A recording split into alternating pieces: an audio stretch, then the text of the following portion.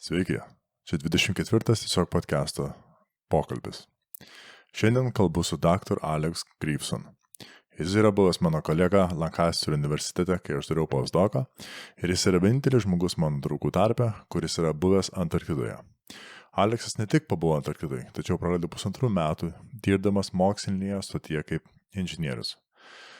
Mes kalbame būtent apie tą patirtį, kaip pasiruošti keliauti į Antarktidą, kaip tas darbas atrodo, apie mirties baimę, apie alpinizmą ir kitas temas. Šitas podcastas bus anglų kalba, tad jeigu jūs nemokat anglų ar nenorite klausyti, viską suprantu, kitą savaitę mes vėl grįšime prie lietuviško podcasto, tačiau labai rekomenduoju šitą pokalbį, jeigu norite sužinoti, ką reiškia praleisti pusantrų metų Antarktidoje. Ačiū ir tikiuosi, kad tiks ir patiks.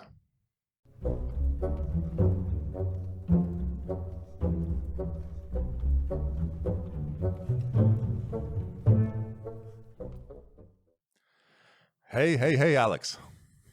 Hello. First of all, thank you. I say thank you to everybody who agrees to come on Tiesiog Podcast, but I mean it every single time. Because it's like one of my thought processes or my strange philosophies of life is that nobody owes me anything. So if anybody ever accepts to give something of theirs, like time is one of those examples, I always feel grateful, like honestly grateful. So since you agree to this, then by definition, I'm very, very grateful. So thank you. Well, it's a great honor to be invited on a podcast. I've never been invited on a podcast before because I'm your first one. Enough for that sort of thing. Yeah, my first podcast. So popping the cherry, perfect. Exactly. So yeah, thank you for asking me. I'm very, very grateful to be deemed important. But yeah. So, to those who are listening who don't know you, so you're Alex Grievson. You are from UK, from England, from I can't remember which town, but you're now based in Lancaster. That's where we met when I started my postdoc. And I think one of the more, so you finished your PhD, so you're a doctor in physics, in engineering, nuclear engineering, basically. You are a mountaineering fanatic, I would go as far as saying that. And you are the only human that I know of personally who spent, year and a half in Antarctica in the scientific research, basically in the research lab, research site, research station. Yeah, research station. Research station. The official name. Yeah. So, this is spending such a long time in Antarctica. Just being in Antarctica in general, that's one of the things people brag about. Just if it's like a tourist trip. Spending a pretty long period of time there and doing obviously research and living there and, acclimating to that environment, the people, everything. That is also one of the most unique experiences of anybody I know. So if you're happy, let's kick off of that on the time you spent in Antarctica. So you were there for 2 trips, right? Yeah, so it didn't go quite as planned, actually, to begin with, because I originally was going down to the first base I got sent down to. It's called Halley, and it's built on a floating ice shelf. So it's where the glaciers come off the Antarctic sort of continent, and they sort of flow onto the sea, and then they just float there, and they float out for miles and miles and miles, and you've got these huge expanses of floating ice. Wow. And so the British Antarctic Survey is the national program that I went down with, and they've built a base on this floating ice shelf. But unfortunately, as we got there, the ice shelf started to fall apart, basically. It's a natural process that the ice shelf goes through where it drops ice off the front. Sure. But every so often a crack will come further in and bigger bits will carve off. So you hear about them in the news every so often, the biggest icebergs that come off, the biggest one I ever saw was the size of London. Jesus.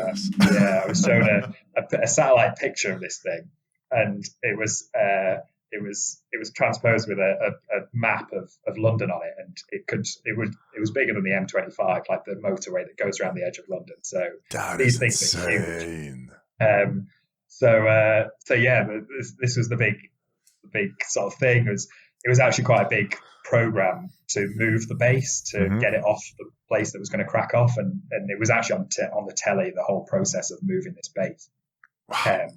It was a really interesting building, actually. It's built on skis. So the idea being that when it needs moving, they can just hook up some tractors and drag it inland. And basically this went really well while I was down there, but then they found a new crack over the course of my first trip down. So we all ended up getting sent home. So it was a bit embarrassing because I'd gone down. So the way they hire people to stay over winter, and you go down for a summer period where you meet your predecessor and they teach you everything. Yep. And then you stay for the winter on your own. You're stuck there.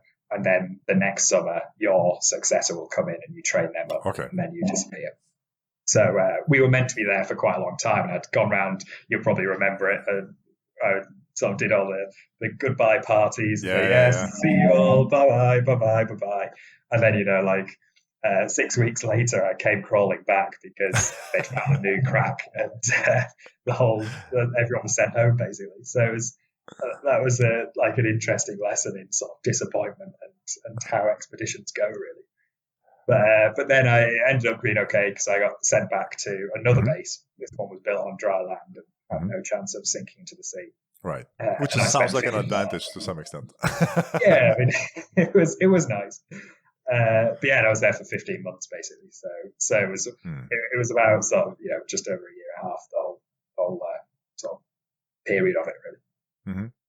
That's fascinating. I mean, so I guess if you take a bit of a step back, I mean, so how is the process? Like, I guess even more step back is, how the hell do you decide, I'm going to take a year off and just go to Antarctica? And this is prior to pandemic. Like, now people would understand the thing. It's like, should I stay at home? Or I can stay in a research lab on an ice shelf that is floating away from everything we know. Yeah. Well, I mean, for me personally, it was just like, it looked such an adventure. And, I've always been interested in that stuff since I was a kid. So it's probably the cliched thing to say, but, it was always the idea that someday you could go on a big adventure like this. Yeah. And so I actually came across the job advert when I was on the European Space Agency reading an article about astronauts. Mm-hmm. At the bottom of this, and part of that was some space research that was going on in Antarctica. Oh, and I followed some links to learn about it, and then I found a job application for electronic engineers needed. And I kind of looked at it and thought, there's a few of my skills that could maybe sort of fit into that. So I thought, great, that sounds awesome. So I applied, not really expecting to get in. But somehow managed to weasel my way in and decided to do it. Luckily, it sort of came about the time in my PhD where I was meant to be finishing. Right. So my supervisor was very, very supportive of it, and so I said, "Yeah, go. We'll finish the thesis sort of whenever. You can do it while you're down." That turned into a whole different story, but So it was sort of an aspect of like good timing, but it was when I needed a job anyway, and just that sort of idea that this is something I really wanted to do anyway. It's going on a big adventure, and this seemed perfect, really. Awesome. I mean, so there's I know a very common thing amongst PhD students is exactly that, finishing your thesis, right? I mean, some people really force to get it on the day of like 3.5 or 4.5 years or 3 years, whichever it is. And some people like, this is when I'll start writing. And then after it finishes, when your funding finishes, that's when you actually start writing, and it takes maybe another 3, 6, 9, 12 months or sometimes even longer. Yeah. And it seems like you were in a bit of a latter bucket, but you took a phenomenal way out. Yeah, I'm going to write my thesis later after I come back from Antarctica, doing world needed research. And it's like, and that's it. So a lot of people do a lot of things to procrastinate not writing a PhD thesis. I mean, but I figure running away to Antarctica must be one of the more sort of crazy ones. I mean, you've gone through a thesis writing period as well, haven't you? I mean, yeah. But my one what was your experience of that? I finished exactly on the day. Like I had 3 years, and I submitted exactly on 3-year deadline. Basically, I started writing. So I submitted on the 1st of October. I started writing, I think, fully probably mid-July, because between April and July, I was finishing a paper, and the paper basically converted into one of the chapters with some additions. So then I think from I think July, I started writing like full on, basically 6 days a week, for like 6 to 8 hours a day. Just it took a bit for me to get my rhythm. At the beginning, I tried to do 9 to 5, like be as disciplined as I can, but then I realized just my productivity is just shit, because I was never a fan of writing in the first place. So what I ended up doing is kind of just like thinking, when I was prepping for my finals at the university for undergrad, how did I study? And I realized I studied either in the early mornings, like quite well, like between 6 and 10 a.m., or in the evenings, so like between, once again, 6 p.m. and midnight or 2 a.m. or something like that. So I thought, what if I shift my writing to evenings? So what I ended up then doing is I used to get up at 11, go to office for like 12:1 to have lunch with colleagues, so we still socialize and get that human interaction which is needed for your psyche. Then basically procrastinate, like intentionally procrastinate for the next 3-4 hours, basically until 5 or 6 p.m. So until everybody leaves the office, I like watch TV series, play some games. It's just basically get it out of my system. Things I would want to do to procrastinate, just like I forcefully like squeeze it out. And then from 5-6 p.m. till midnight, I used to write every single day. But that was just like full on 6 hours of like writing session. Till midnight, maybe till 1 a.m. and then just go home, and then once again sleep, wake up at 11, and that just continued. So that was basically, I think, 3.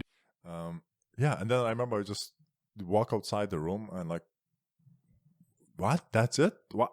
It just felt like, like a dog that's been beaten, and just like, why would you do this to me? Like, and that was just followed by sadness, and then just followed by depression, to be honest. Like in the next 2 months when I was waiting for my thesis, that's when I think depression hit, because like the 3 months prior that was when I was like running on 90% of my reps daily, just getting it out there and just pushing it, like my mental capacity to fullest, which then was followed by just a massive cliff dive to nothingness. I mean, the first couple of weeks was fun. You're just gaming over the day, drinking some beer, just resting.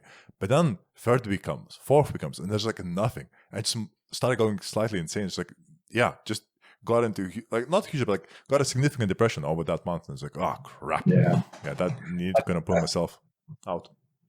Yeah, I think it's similar to like a lot of things that you've put a lot of effort into something for a long time. It's odd when you suddenly don't have that anymore. Absolutely. It's strange. So coming back a bit, Grievson, to the trip to Antarctica. I mean, I remember your training was around, I guess, prepping to go there, even before you went there. Like after you got, accepted, you said whistled in. I don't think you whistled in. I mean, you're competent. You're, I think, mental enough, but also sane enough. Like you have the right like amount of both to be like, we trust this guy to go Antarctica, not like commit a mass murder or something like that.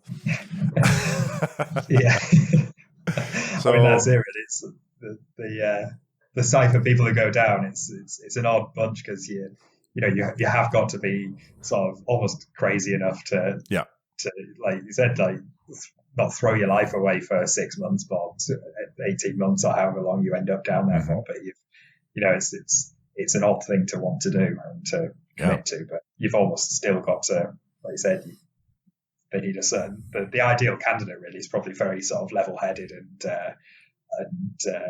unexcitable, and balancing the two things really is the trick. Absolutely. So how was that the training before you went to Antarctica? Like, how did that look like? I mean, I know some parts, but I mean, just the whole training procedure. I mean, I'm very curious about that.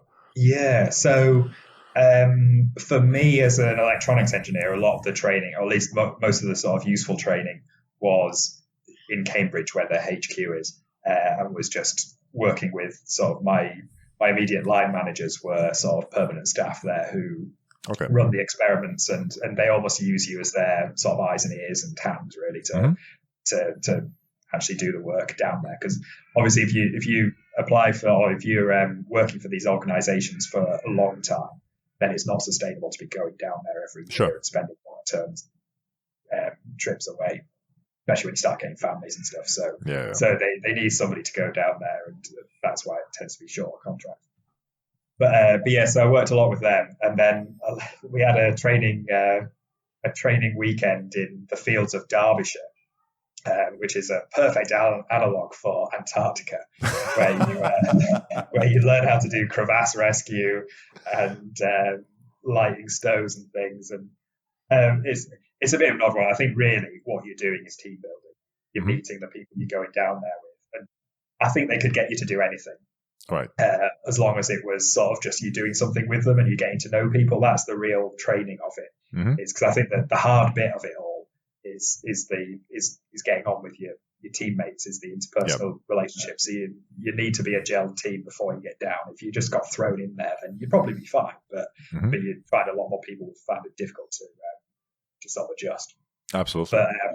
But I mean, there's some things that were very important to do either sort of before you go down or immediately once you first get there, like the stoves and cooking appliances they use for when they go out into the field is we still use kerosene fueled mountaineering stoves from the 1930s. So they're made of copper and not copper, sorry. It's like a brass? Yeah, like a brass. Yeah, that's it. Sorry, brass. It's like a brass stove, and you put in the kerosene, and you've got to sort of prime it with methylated spirits. So you heat up the top of it. So you've got to burn it for a certain amount of time, or when you turn the kerosene on, it just explodes everywhere. So it's quite important to get those sorts of things right, because it's absolutely vital that you're able to provide heat to melt snow and things when you're camping out there. Absolutely. Some of the early expeditions, there were deaths because the people who went out had never used the stoves that they went down with.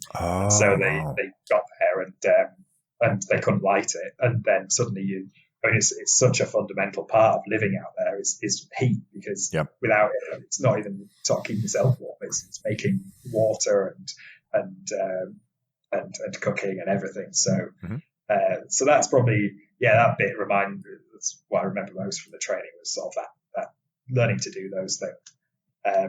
But then there's a load of other little job specific things. Like I got my cherry picker license, like the hydraulic baskets that you stand in and you get to go up. Because one of my jobs down there was maintaining antennas and tall structures for the radars that they have down there. So one of the things we had to learn in Cambridge was how to run this sort of cherry picker. So it was kind of fun, you're in a yard in Cambridge and this guy's come in to teach you how to do it, and you're learning how to use it and stuff. Wow. So just on little things like that, and tower climbing. It was a lot of fun, actually. It was one of the bits I remember. And you again, it's a lot of this, you're just getting to know the people you're going down with. So I think that's the number one training objective, really, and the most important bit of it is getting to know everyone, because you can kind of learn most of it on the job once you're down. Okay, so started out the technical bits and bobs, but hopefully now we can continue clean and nice. And okay, so you have done like the team building thing, which makes absolute sense. I mean, how big is the team? Like 12, 20? How many? Yeah, well, it varies massively. So the core group of people who stay over winter is it's about 20 people. It changes from year to year. But then over summer, you get everyone coming in for summer, and so it goes up to about 100 odd. So that's quite a shock, actually, is the difference between the summer and winter. And for the winter, I mean, sorry, for the winter, is it like 50-50 males, females, or is the ratio just differs every year? Not quite 50-50. I'm sure it's better than it used to be, because until 1990, there were no women allowed down there anyway. Allowed? No women allowed? No, they wouldn't take women down. Wow. So I think it was 1990 was the first year women were allowed. But now it's I mean, it's again, it's still not 50-50, but I think we had about a third maybe of women. I can't think off the top of my head exactly, but it's a better mix anyway. Okay. I mean,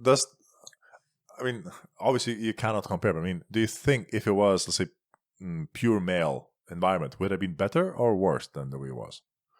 Or do you think it wouldn't have any effect? It would be different, I think.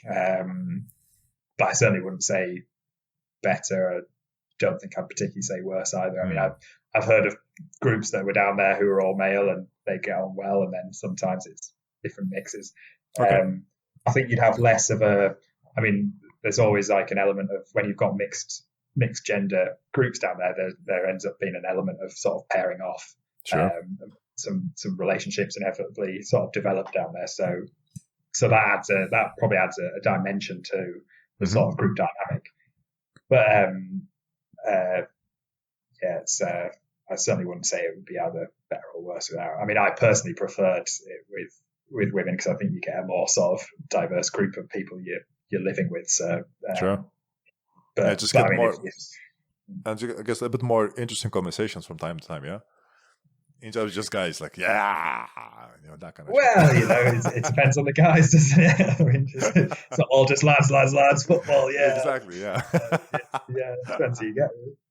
I mean, it does touch on something. I mean, I think your experience of what it's like down there will be massively dependent on who you end up going down with. That's right. That makes sense. And, if you get loads of people you get on with and you can have, then you're going to have a whale of a time. And if you hate everyone in the group, then you're not going to have a good time. Sure. But then again, I mean, if you hate everyone in the group, then there's a good chance you're the problem. It's you. There's different aspects of it. Yeah. How was your team? Like, how did you guys get along? Yeah, it was. I mean, I've made some really good friends from down there. I love the people I was down there with. It's quite interesting because the other aspect you get is you see the previous winter team who were in there, and then you see the next one as well. So there's a weird dynamic of when you get down there, you're like the new team, and everyone's like, "Yeah, we're going to Antarctica, it's great." Yeah. And the rest of the people are a bit subdued. And then after your winter, when some people are tired and want to go home, some people are still loving it and mixing with the new people, and some people are just a bit like, well, we're not the fun new group anymore. So it's almost an aspect of like, instead of everyone's arriving and you're about to do something great, it's like it's winding down. So it's a strange sort of symmetry to the year down there anyway. But you also get to see how each group before and after integrates. And I mean, one of the thoughts I had about my group compared with some other groups, I think we sort of formed sub-groups to some extent. There was like an element of like a few different, like everyone got on well between the group. But still, there were pockets of people who got on better. Yeah. Whereas I think, for example, the group that came afterwards, I think they more gelled as one group. I see. Maybe there was sort of layers of people going out who maybe weren't quite so close with people in the middle. It's interesting because I remember reading a psychological study was done about how different groups get on, and the reason I sort of think about it is because one of the aspects they said about group dynamics is that these two dynamics often happen, and it's either the clique dynamic or the sort of the I don't know what they call it, but like a sort of central group dynamic where just like I've explained. And apparently the second group is generally better for group morale. Like even the people who are on the periphery of the group would still be happier in that group. Whereas when different groups sort of start forming, apparently that often means that people don't get on quite as well. But I mean, for me anyway, I got with everyone down there. So, I had a great time. I mean, I imagine when you said like, as the new group comes, and you said like the three types of people who like just they want to go home or just want to stay. Like I imagine you were the guy who's like, yes, come people, this was the best awesome thing ever. Oh, come, I'll show you everything. Oh, I wish I could stay with you, but I can't. Like that's what I imagine you. Yeah, I mean, I wasn't quite so excited, but I mean, you're British, so it's more subdued. That's why. Yeah, exactly. But I do think I'm still in touch with people who came after us as well, and I got on quite well with my predecessors and everything. Yeah. So, I mean, I found it a positive experience really meeting the new group coming in. But I know a lot of people, it's like, oh, who are these people on our turf? It's like it's an odd feeling when you've been in a place for. I mean, it's almost like if you imagine you're at home and you've lived in a place and you know your way around and you've got your seat that you sit in and you're used to being able to turn the telly on whenever you want and watch what you want. Suddenly you had visitors who weren't just visitors, they were coming to stay. then some people are going to be like excited to have the visitors in the house and it's going to be great, but some other people are going to be a bit like apprehensive about it because it's people in their house that they're eating the food out of their fridge and they're not putting toilet seat up and all that. So it's understandable that it's something that people just have to get on with. Yeah, that makes perfect sense. I know just from the pandemic, it's simulating those environments to some extent. And I think the first time we had some guests over, I think, because in Lithuania, basically we had the first wave, then there was like a very good lull period where basically we only had like a handful of cases a day. So basically just was like everybody just, but pandemic is over. And so, after that, we had like a couple of guests for the first time. And it was a very mixed emotion in a sense that on one hand I was like, oh my god, people here, take everything, please, I want you to be like the bestest person and I want you to think of me as the bestest host, and just like like you like just fly around them and just try to cater for everything. But at the same time, like just like another angel or the devil on the shoulders, like, who are these they are my turf, how dare they come here, and there was this constant struggle in me for like the whole time they were there in our flat. And I didn't realize it's happening while they were there, but after they left, and I was just like thinking, why do I feel so exhausted? And I realized like during all the time I had a great time, but I had this internal conflict. I was just like dividing myself. Who should I listen to? Which voice? Which is the correct one? And I'll just try to be nice, because that typically works, right? But yeah, like I vividly remember that. And another example was like a few weeks ago, I met a friend of mine who I haven't seen, I think, since the beginning of the pandemic. And we just went out for a walk in the park for like an hour. And during that time, it just felt like, social floodgates have been opened. It's like, you just want to say everything that happened. Like every single story, just like, it's like downloading everything. And it's like, well, that's not how you converse typically. There's like a report, there's like a back and forth. There's like, and the thing is, both of us were like that because we haven't seen each other for a long time. Both were just kind of constantly flooding with information, just downloading everything we can do. That was just fascinating. So I think that's it. It's the weird adjustment, isn't it? Coming back from these things is like coming back into society. I think it's one of the things I found that annoys me about the pandemic is previously. When I talked about going down to Antarctica for these long stints, and you say, oh yes, I went down to Antarctica for 15 months and didn't get to see any of my family for that long, and people used to be very impressed. It's like, hey, that must be crazy. But of course now when I say that, everyone's like, well, so we've been in the house for 15 months without so what? But I think it's still crazy. That's the thing. Like, if anything, I wouldn't say it's downgrades the experience what you had, because sure, to one extent it's slightly comparable to sitting at home in part of civilization where you can order just eat and like getting your favorite takeaways, right? Because that's the I think that's the word. But when you're in Antarctica, your just eat is taking a harpoon and just like find the delicious penguin you were like had your eye on since you did the first day, right? Yeah. It's not quite that desperate. We did have our own chef who comes down with us. So nice. I think it's one of the things that people say going down there is when you're first going down, people warn you that what you eat is part of your salary. It's because there's basically unlimited food down there, and so you want to eat a lot and get your money's worth out of having your own chef and sure, there's food supplies. So. And that's another thing I think would greatly influence how you find your trip down there is how good the chef is. Oh, no, absolutely. So absolutely. We were lucky enough to have a very good one, so I had a great time. But if you were eating terrible food for 6 months of the year, then food is a big morale thing in these sorts of situations. Whatever you're doing, whether it's polar expedition or armed forces or people going on mountaineering expeditions, it's food is huge. So things quickly go pear-shaped when the food's messed with. Absolutely. I know just like I realized this now, I think in the last year, especially like here back home, it's like if we have dinner with Orfra, it's not only just having dinner, but it's definitely like a time you spend with your partner. Like you get to know them a bit, like what happened, and just kind of that like a simple, nice, very social sharing of information on just each other. And even just like that, having a meal, I mean, I just kind of started putting a very new value and weight on the importance of actually having that meal together. Because I mean, say, because we've done, at least I don't eat breakfast now, like since I started intermittent fasting a few years ago. Basically lunch is done at work. And so the only meal together you have in the evening. And yeah, like now just somehow it feels much more important than it used to be. Yeah.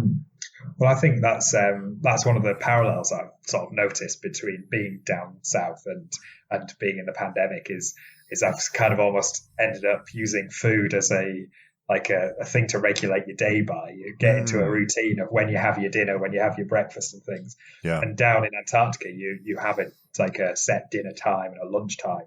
But I found that, you know, by the end, at 1:00, bang on 1:00, my stomach would start rumbling. Yes. And so one of the ways I've personally got through the lockdown is sort of adding that routine. So sort of on a daily thing of like trying to like, you know, eat at regular times, but also sort of on a weekly basis as well. Like in Antarctica, Saturday is a big night, so the chefs will make something a bit more special, and everyone dresses up, and there's a big night at the bar, and so Saturday night's the big night. And so I've been trying to do that as well. You have a bar in the research station? Oh yeah, I mean, how else would the research get done? There wasn't essential facilities like a bar. So yes, we have a bar. But I mean, but it's not stockpiled over the winter, right? So it's stockpiled for 6 months before you start the night. It's stockpiled several. So the ship comes down with the booze, basically. Yeah. And they have a shipping container, and it's full of what the station leader has ordered for that year. One of the biggest physical activities that I ever did down there was taking the beer supply out of the ship and onto the into this storeroom. You build like a big chain of people, and you're passing these crates through. I mean, you get through it quickly when there's 100 people there. Sure. Then you know, if everyone's having a couple of beers on a night, then you know, these things take up space and weight, and it's quite a big stockpile. But it's quite an interesting way of doing it as well down there. I mean, the way, so food is provided for you down there, but alcohol isn't. But the way, there's no cash on the base, so the way they deal with paying for alcohol at the bar is you have a tick sheet. So there's like a binder with everyone's name in, and then a table next to it of, you know, beer, wine, whatever. And so you go to the bar, you grab yourself a beer, and then you tick it off on the sheet, and that gets taken out of your pay. It's one of the interesting things as well is that you basically the money you're getting paid to be down there. It comes in basically, you almost don't see it. It's just getting paid into your bank account. Sure. Except for when you look back and you can see how much you've been drinking based on how much you were paid that month. Minus 200 pounds. Like, God damn it. So you know when to worry if you're struggling financially because you drank too much. But I mean, how much is the beer on the Antarctic research station? It was similar to buying it in a supermarket or something. So I think 152 like a normal pounds. Yeah, I think a normal sort of, you know, like a normal sort of size beer, 330 milliliter thing would be about £1, and then they had some like ale things which would be about £1.50. Okay. So I mean, it's like not dirt cheap, but it's almost like you buy things in a supermarket. Okay, so that's reasonable, right? Okay. But yeah, there's an interesting side of things because you know, it's obviously that's the social hub of the base is the bar, and yeah, I mean, good. I mean, it does make me wonder. I mean, I assume they kind of check if you have alcoholism issues prior to getting there, right? Like, I guess it's actually a double question. It's like, yeah, so that, and also, I mean, is there actually a psych screening, like a psychological profile and screening of you prior for you to get in, like during the training or any of the preparations? Yeah, it's strange. That's an interesting question, actually. I get that's a lot of people ask that about the interview process. Was did they do any sort of like psychometric testing or that sort of thing? And the answer is no. They asked questions in the interview about alcohol. So, for example, one of the questions was, you know, if you find that one of your friends has been stockpiling beer, which was a no-no because as part of the sort of controlling it, the idea in the tick sheet is that the station leader can see how much everyone's drinking to a certain extent and can kind of tell, and you're not going to have anyone just squirreling it away and developing problems. So one of the questions, for example, is you find a friend has been stockpiling it, what do you do? And it was a lot of quite odd questions like that about alcohol that you'd never get asked in any other job interview. And it was quite interesting on that aspect. But yeah, about the psychometric testing. So they don't do any of that apparently. I think a lot of the national programs do, but what the British Antarctic Survey anyway, their view on it is that basically if you want to go down and you have a test in front of you, it's too easy to answer how you expect them to want you to answer. Sure. So I think partly it is that, and partly those things don't tend to predict people who will have trouble down there very well. So they find that people who score well on a psychometric test are just as likely to have a bad experience as people who don't. So the answer is they don't bother with it. Okay. And they try and get to know you better before you go down. And sometimes that works, sometimes it doesn't. Okay, so it's kind of like more like a proxy. I wouldn't say like investigation, but I guess it's like doing the team building exercises and just doing the training routine. I mean, on top of all those activities, I assume they're still like investigating everybody who maybe like flipped or who just kind of started like holding grudges or etc. Like those things are kind of, at the back, they're kind of being mapped without your knowledge. So one of the things they do tell you before you go down is, when at any point they can decide that you're not suitable to be going down. So you can't, once you've been given the job, you can't sit there and be like, well, I'm going now and I can do what I like. And there's plenty of people who have been kicked out before they get down. One of the, not common, but one of the ways they warn you about, and in the training they explain how, so part of getting down there, it can be quite a long process. So you fly down to, the most common way to get down is to fly down to, say, either the Falkland Islands or southern Chile. And then you've got to wait for a weather window to fly over to the Antarctic mainland. So for example, for me, that entailed a 2-week wait in the bottom of Chile. And you don't have anything to do at that point. You just sat in a city waiting for a plane. So, the obvious thing to do is go out around the bars and, you have a go around. So, and it's great. It's like a bit of a holiday time before you get sent down. But one of the aspects is that there have been people in the past who, they go to a hotel, they get massively pissed and punch a waiter or something. And one of the things they warn about is, if you do that, you will be sent home. We're under no desire to take you all away just because. That sounds very fair. Like, if that's not a red flag, I don't know what is. No. Yeah, exactly. It makes sense, but too many people do forget it. So I guess but I guess then once you get on the station, while it's still the day, like during the summer, I assume you can still mess things up there for you still to be kicked out. Because the ship leaves a week before the night starts, or how far off? So it depends on what's going on the base and the situation. So the big thing about the ship is the sea ice around the base. If the sea freezes over too much, then it's difficult for the ship to get in. So they try and leave before then. But all through summer, the planes are coming in and out. Okay. And so, if people aren't suitable for whatever reason, it's not necessarily getting kicked out. Some people just get down there and they didn't realize that it wouldn't be for them. And sometimes they get put on a plane or put on a ship. The other thing is sort of medical issues. Over summer, it's quite easy if somebody has an accident, then it's quite easy to put them on a plane and get them back to Chile. Whereas in winter, it's quite a big undertaking to get a plane sent in. So that's the other reason that people might not be able to stay the whole time is that medical issues. And it's not common, but it does happen. Has it happened in your stay? In either of those stays? Has anybody had serious medical issues to be required to be taken out? Yeah, it does happen. It did happen to some people while I was there. Oh, really? Oh, shit. Yeah.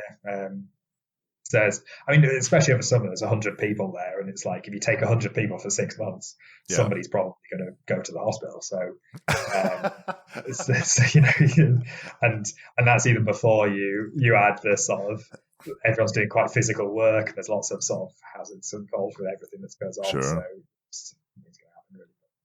Again, it's not trivial, but it's not a massive issue in summer, but over winter is. So, it's another aspect of it. You've got to almost like, so a lot of the recreational activities you can do, like skiing and things, are seen as like necessary for morale and to give you something to do. But at the same time, it's relatively high risk. And like if somebody breaks their leg doing some stupid ski jump in the middle of winter, then it can cost over £1 million to get them out. Jesus. So you're reminded of that fact, and one of the aspects is that you've got to be careful while you're down there. I mean, it's just like skiing during the winter, but I mean, winter it's complete darkness the whole time, right? So the latitudes that I was at over winter, it's the sun doesn't come above the horizon, but it comes close enough that you almost get like a twilight instead of. Oh, okay. So it's not like so for pure most darkness. of this winter, So for me, it was never. It wasn't pitch black, but you have 6 months where the sun doesn't come up. So got it. So the middle of winter, it's basically over the middle of the day, you get a slight twilight. So, I mean, to be honest, it's too cold then to really do skiing. But, sure. Either outside of the winter where the days are a bit longer.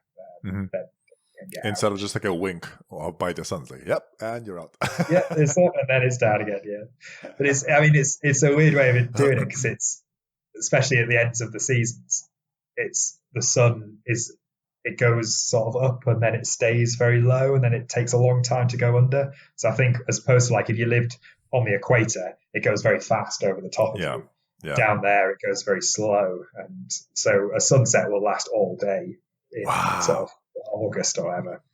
I mean, this just made me think like, how like in some romantic profiles they say, I love long walks like by the sunset. It's like, not those long, son. That's it. It's all well and good until the sun's still there and like 6 hours later and you're like, I want to go home now. Yeah, what a beautiful sunset, I like you, but not this much. Or in the country, it's like, you take such a long sunset. I mean, it's a beautiful walk. Like you're holding up, the lady or the man of your dreams, and you're like, I'm getting a bit chilly. Let's warm up together. Hey, and that's it. Exactly. Yeah. Here, I've got a gigantic down jacket. Exactly. Let's dig an igloo, like an underground igloo, and just see where the snow takes us. Yeah, and then it gets even more cold. You regret it massively. Right, fair enough. So, I guess the other thing is about like just the psychology of it. I mean, do you have a psychiatrist or psychologist as a part of your team, like on site? You've got a doctor, so there's a fully medically trained doctor stays there over winter. And obviously their remit includes well-being and psychological help and stuff. But, mental state, So you've got basically someone trained to that level. So, and I'm sure they could. I mean, for the doctor, it's similar to in my job, if I got a problem, I just ring up the people from home. I think it's the same thing with the doctor that they've got. There's a specialist team in I think it's Plymouth Hospital. In the UK, there's some consultants who work with them. So if there's any problems, they basically ring up the consultants and they can have a quite good team. So I imagine if someone had proper medical issue, mental health issues, then they could be on the phone to somebody who's used to dealing with that sort of thing. I see. Not that the doctor wouldn't be competent anyway, but there's the doctor, and the station leader is supposed to be a person who's responsible for well-being as well. And of course, everyone down there is somewhat responsible for their teammates and their friends. So ideally, you should not be like mucking in to help each other. But obviously, it doesn't happen like that. I mean, it's easy for somebody who's having trouble not to want to talk about it with their friends. And, I think that's where it could potentially be dangerous. Because I mean, this also it is a trait of the British to some extent, be very close to deep conversation, or deep personal conversation. I think that maybe that was just my either this was like my experience due to the fact that I didn't know how to open those deep doors from time to time. I mean, there's some individuals that I managed to do that over like 11 years in UK, but for the vast majority of people, like, it's like if you have like 3 levels, like first level like of conversation would be like, hi, how are you? What's the weather? Like second one would be like, I did this today, and third one like, this is how I feel about things, right? And like things are getting personal. I think with British, from my experience, it's like first level, easy peasy lemon squeezy. You get that like that. Second is like easy-ish, but you still get there. But between second and third, it's a wall from time to time. Like, from some people that managed to like punch through it, and with a lot of others like I couldn't.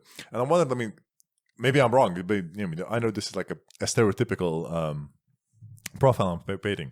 But at least from my experience, if that is the case, if we take the assumption that this is the behavior, it's not very helpful to have a team of 20, people who tend not to talk about their, mental state or emotional state or so on. Or I guess, so first, I guess, is this the case? I mean, and if I'm wrong, I'm happy if I'm wrong, very happy.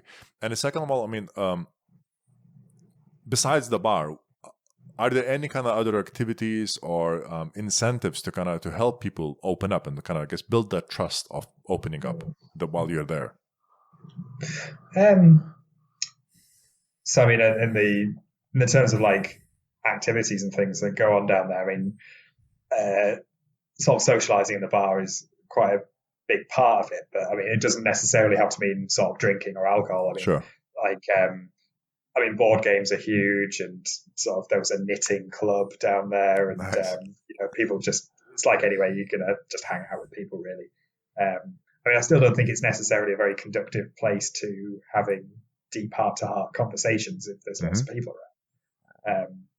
But yeah, I think it would depend on the people. Again, it's some people are going to find it easier to talk with their friends. I think it mirrors sort of life back at home, sure, quite strongly.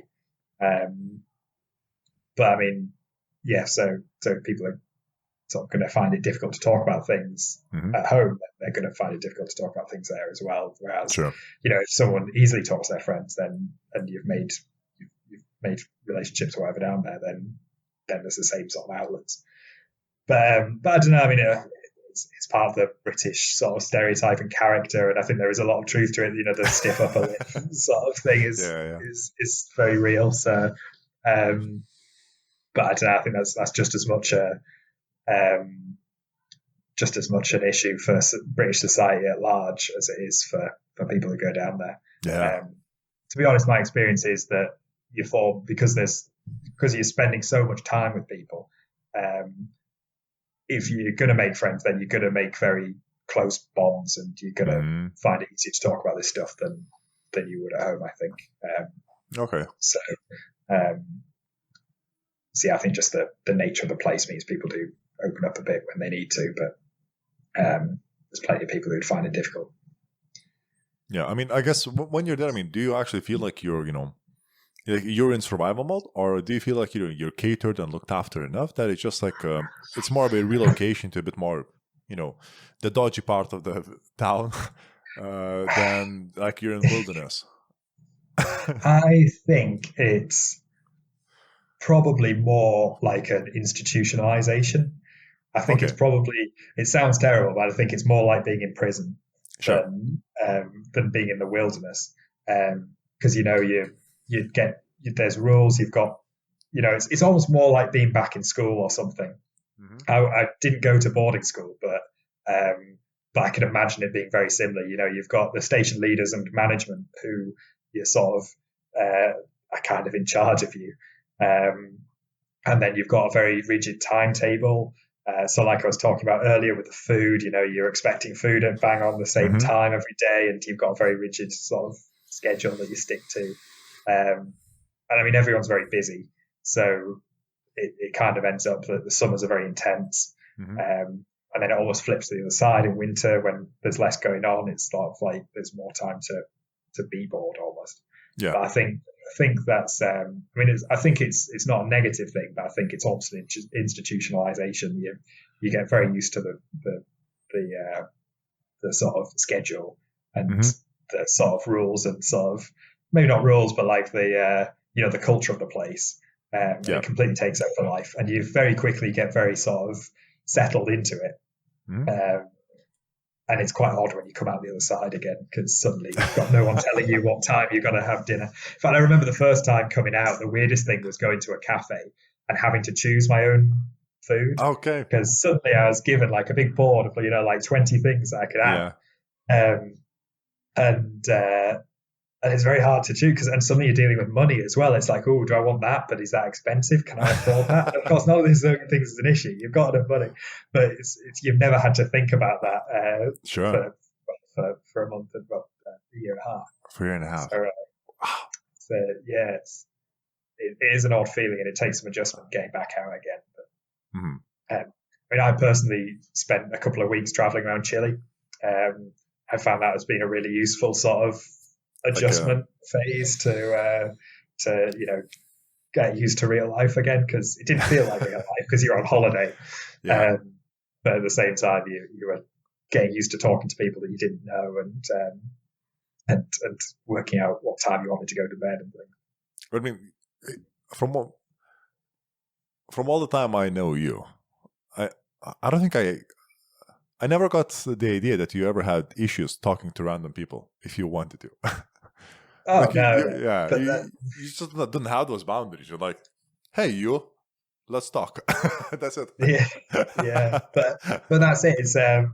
It's weird once you've spent a year of, everyone's sort of probably finding the same thing now coming out of lockdowns and whatnot. But it's just an odd. It was to the extent where if I was walking through a crowd in southern Chile, you'd start thinking you recognized all the people in there because your brain's not used to seeing a face that it doesn't recognize. So your brain is automatically trying to fit the face that you see or the way someone walks to somebody you know. So sure. I just kept thinking I was seeing people I knew, but obviously I didn't. That's a bit of a mindfuck. So so I wouldn't say it was difficult so much as I'd say it was very confusing. Experience. Absolutely. So as part of the program, so after you finish the whole thing, so there's no kind of winding down period exactly to help with that transition. You just kind of back to civilization you go.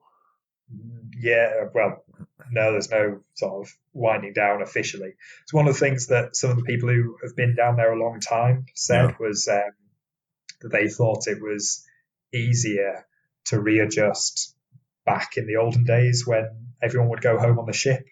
Because I was flown out. So, one day you're in your bedroom and your kitchen and your dining hall that you've been in for the past year and a half. Yeah. And like I was saying, you're living with everything that's very, very familiar. Then suddenly you're thrown on a plane 12 hours, well, less than that, 3 hours later, and you're in a strange city in the south of Chile. And they've said, right, see you, and you can either accept a plane ticket to take you all the way back to the UK, or you can just get off there. And that's what I did. But it was a very odd feeling of once the bus had gone to the airport to take everyone else to Heathrow, and I was left there on my own for the first time in a year and a half. It was a very odd transition. But one of the things that some of the people who were there sort of 40 years ago said is back in the day, everyone would have got on the ship together as a group, and you'd have had a 6 or 8 week voyage to get home.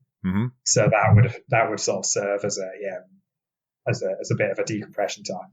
I've heard very similar things said about sort of war zones and and people who find themselves. So the idea that if you've been in Iraq or something, then you can very quickly go from that situation to you're back with your family a day or two later because you can fly home, and that is apparently very difficult for people.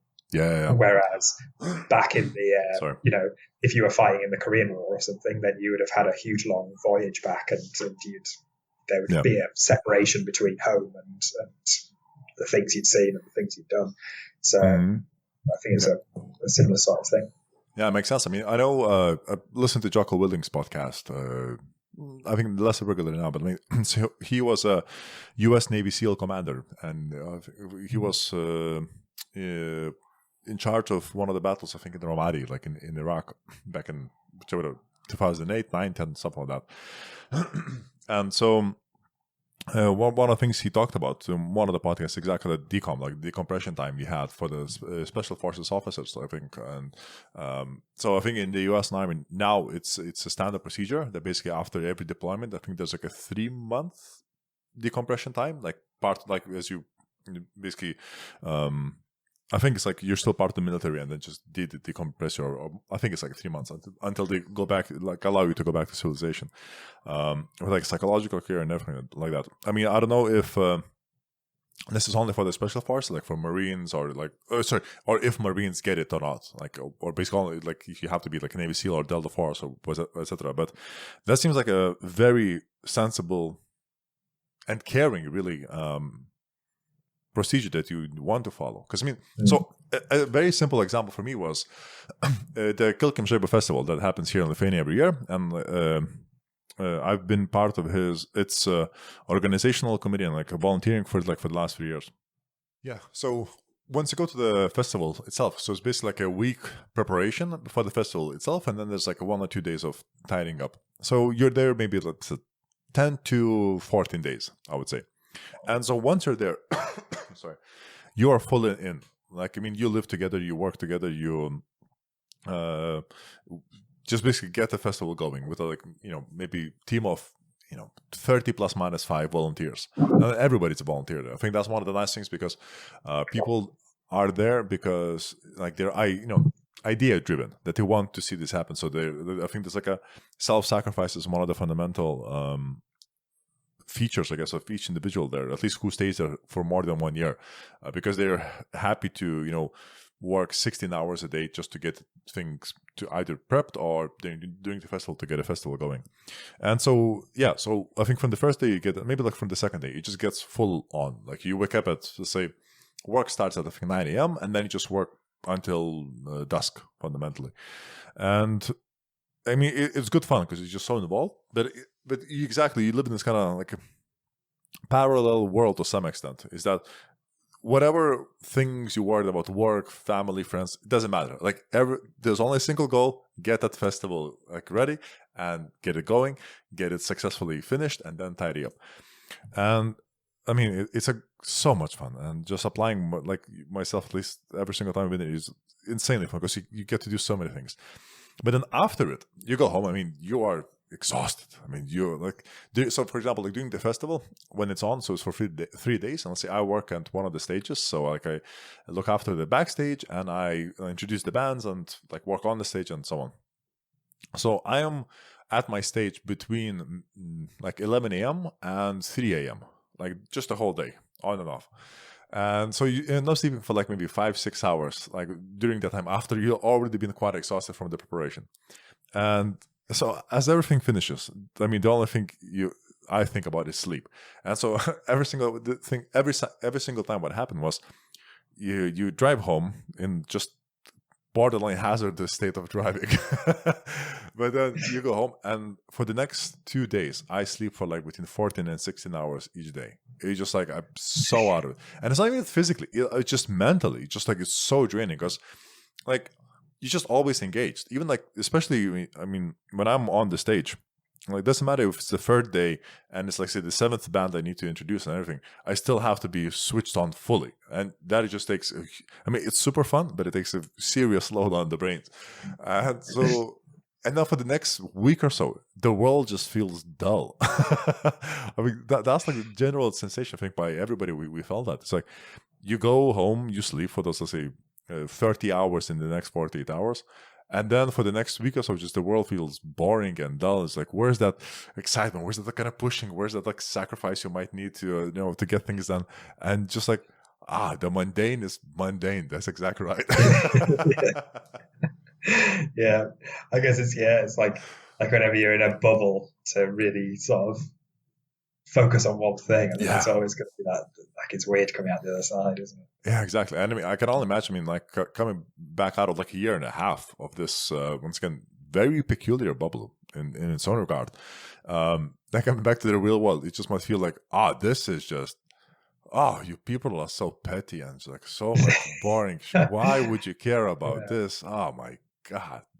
Well, yeah, I mean, it almost feels exciting coming out, like, 'cause you've been in a bubble. And the thing about life down there is because, like I've said about routine quite a lot. And so in some ways you've been very focused on that, and it's been very it can almost become exciting when you come out. And even things like I was talking about, choosing food at a cafe or something is suddenly quite exciting. So that's right. It's I mean, I guess, do you start appreciating the freedom of like living in a civilized world more then, as a consequence? Does that make sense? I don't know. I mean,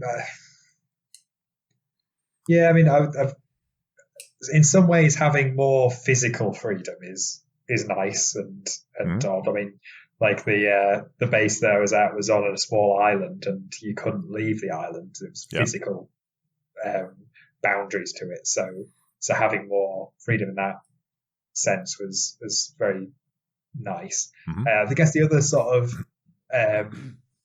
the other kind of refreshing thing about coming out is when you're down there, you've always got to let someone know where you're going. So all the buildings have like a board with everyone's name on it, and you have little plastic counters to say whether you're in the building or not. And you've got to say going on a walk, and then you've got to say where you're going. And so it's very odd to be able to leave a building or go and do something or go to the shops or whatever without having to account to somebody where you're going. That's awesome. There was an aspect of that down there as well, because there was next to the island that we were staying on, there was another island, much smaller, and it had a small hut on it, and it was basically as a refuge because they do scientific diving down there, so they'll study the marine life around the base. Wow. Okay. And as a precaution in case they're out on the boats, and if a fog bank rolls in and they can't find their way back to the main base, there's a hut on one of the islands to use as a refuge. But you can also use it as a bit of a holiday hut, so you can get a small group of you together. The boatman will take you over. Right. And there was almost the same sense of when you get over there, because I was there with 4 other people on this tiny little island. And suddenly nobody's watching where you're going, and you don't have to say what you're doing. So you can sneak off behind a rock and not tell somebody, and it's all very you feel naughty, so naughty, like a kid who's breaking the rules, but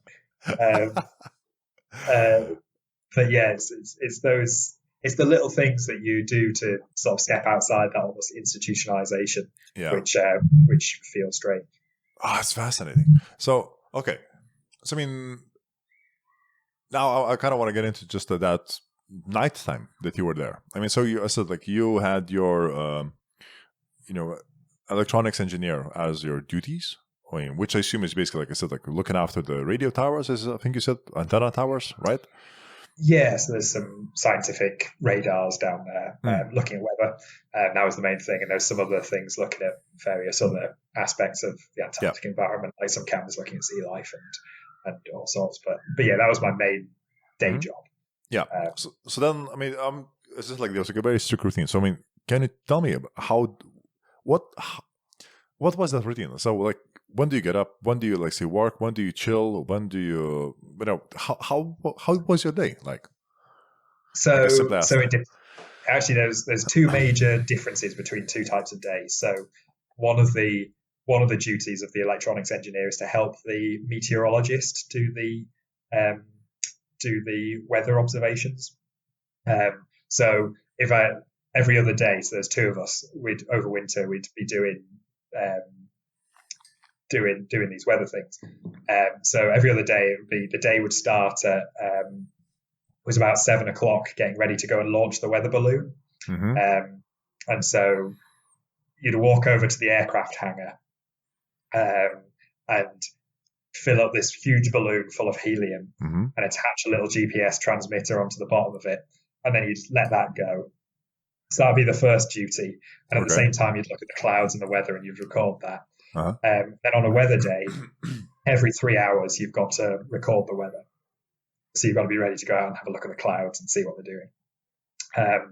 But then basically breakfast would be sort of 8ish, ready to start the day at 8:30. So you'd make your own breakfast, then you'd go to work. So a standard thing might be, so if some of the radars needed checking, for example, I'd go over and make some measurements on the antennas to check that they were still all right. And then 10:30 is the most important part of the morning, which is smoko. And smoko is smoko, yeah. So it's an old Navy term a British Navy term for like a tea break. Okay. Or a smoking break. So every day at 10:30, you'd go and the chef would have made some like bacon sandwiches or something. So you'd have your big breakfast. So you always have your second breakfast. And then you'd work through till 1 o'clock, and the work might be, for example, doing some preparation for some of the field equipment for summer. Yep. So you might be preparing some of that. And then at 1 o'clock, it's lunchtime. So you have your lunch. Then you go and do some more work. Might be investigating a problem because, say, one of the radio antennas is getting like a hiss or something on it. You'd want to find out that. So one of the examples when I was down there developed this hiss, and I had to go through, and it turned out it was the power supply. So you've got to do that, and you've got to replace that. And that's all quite awkward because you've only got the spare parts that have been sent down to you the previous year. So you've got to dig out the spare power supply from the cupboards and install that. And then at 3 o'clock, it was afternoon smoko. So there'd be there'd be cakes and tea and things. And then you'd do some more work through till I think the day finished at 5:30. And then you've got an hour until 6:30 when it's dinner time. And then you'd go up to the bar and, play some board games or something for the rest of the evening. Or during summer, you could go for a walk around the point, which was walk around the edge of the island, or go skiing, or, do one of the various recreational activities. That was basically the day. It was very food orientated, that you were doing brief stints of work and then food. But an interesting aspect of the jobs down there, so that was my main day job, but a large part of your duties is to help other people with what they're doing, because part of having people down there is that some jobs are going to need more people. So, if someone needs help digging out some equipment, or if the communications guy needs help getting up to repair an antenna on his radios, then I'd help him do that. And another major task was doing cook days. So the chef obviously needs a day off every so often. So you take it in turns to be the chef for a day. So it terrified me the first time I was doing it, because with everyone so food based, if you mess this up, then you're gonna be very unpopular. But it would be your job to cook for the 20 odd people who were on the base, and you'd do lunch and dinner. And it was quite cool because I personally have only ever really cooked for myself or a family of sort of size people. But suddenly you're in a big sort of catering size kitchen, and you've got to do all this cooking, and you've got these huge store cupboards of everything you could possibly want, and you've got to decide what you're going to cook. And it's great fun, but quite terrifying because you know how badly you can ruin someone's day. So during the cook days, so what do you actually end up cooking? First let me, are you cooking for breakfast, lunch, dinner and everything, or just one meal? So you do lunch and dinner. So lunch, you tend to do something quite easy. You might just do a big massive bowl of pasta or something. Or you could do what you liked, but the big one was the evening meal. So for, I don't know if you've cooked for lots of people before yourself, but I found I don't think so. It's quite stressful doing. So, the first few times it was just, for me anyway, it was for the winter team. And suddenly you've got to cook for 20 people, and it's the thing that surprised me was how much longer everything takes to cook. So getting everything ready for bang on 6 o'clock was quite stressful. But I think I cooked the first time. I did pasta for lunch, and then did a big pie for dinner. Nice. But it was quite nice. Once you'd done one, you kind of got the gist of what was going on. And one of my big regrets of my time down there was that, because I'd left it quite late to volunteer for cook days. So I ended up doing it quite far through the time. And I kind of wish I'd got in there and done one right away to get the really nervous one out of the way with. And I could have had more fun in the second and third one. Yeah, that makes sense. But as it happened, the chef actually ended up getting ill just as new people were coming in at the end of winter. Oh, wow. And so a couple of people had to do an extra one. So I ended up doing one for the first day that new pilots had come in. So it's swollen up to about 40 people. And then I had to cook for all these people. And it was the biggest test of my culinary career, was cooking for all these people. But it was great fun. Once you sort of know your way around the kitchen a bit there, it was all right. I think it was one of the great privileges of being down there, was the ability that you weren't just doing your own job. You'd get to do everything. I ended up doing I helped the generator mechanic service some of the generators for the base. And then I did some work with the divers, not diving, but helping them look after so they collect samples of sea creatures, that sort of have shells, or there's a few fish that they've caught, and I helped them look after the stuff that they had in the aquarium down there. It's a really interesting aspect of it, is getting to have a go at all these different jobs. Okay, then. Still, since we're still talking about food, how many calories did you have to consume daily? I presume that was calculated, right? Given the harsh environment you lived in. I think somebody had probably calculated this sort of thing in terms of planning how much food to buy, but it certainly wasn't. You weren't being force fed a certain amount. And to be honest, most of the time, when you're living on base, you're spending a lot of the time inside, and you're having frequent meals, so you are ending up eating quite a lot, and that sorts it out. But I think for me, certainly, it was just a case of you end up eating a lot through the frequency of the meals, and you just naturally feel quite hungry. I think that probably accounts for any extra calories. So you hear of people like the old explorers having to eat butter and things to keep keep their calorie levels up. And I certainly never experienced that. I was living quite a cushy lifestyle in comparison. Okay. But I think if, for example, some of the field guides would be going out into the field and doing a lot of digging to raise. So they store fuel barrels out in the field to refuel the planes, and these things get buried over winter. So one of the tasks every year is going out to dig up these fuel barrels and lifting them up. Cool. So that would take a lot of calories, and so I'm sure the field guides who are doing that would end up eating more when they're out in the field. I remember from ages ago when you gave us to our research group the slideshow of what you've done. I think one of your things you did was to dig up some equipment, right? Yes. So one of my tasks was to decommission a seismometer.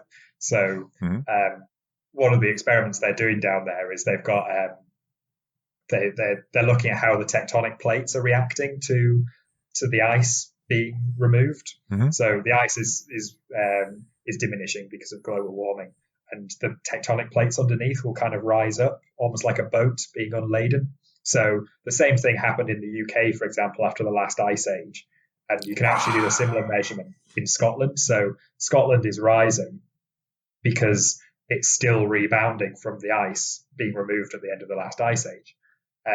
And basically what they want to do is look at this process as it's happening down in Antarctica. So they've got a series of GPS stations. So it's sort of very accurate GPS beacons, which when you average the signal over time, you end up getting sort of sub-millimeter accuracy. So you can see a mountain rising up. And another part of this is seismometers. So they've got these, so a bit like what you'd use to measure an earthquake or something, just to see how the tectonics are reacting.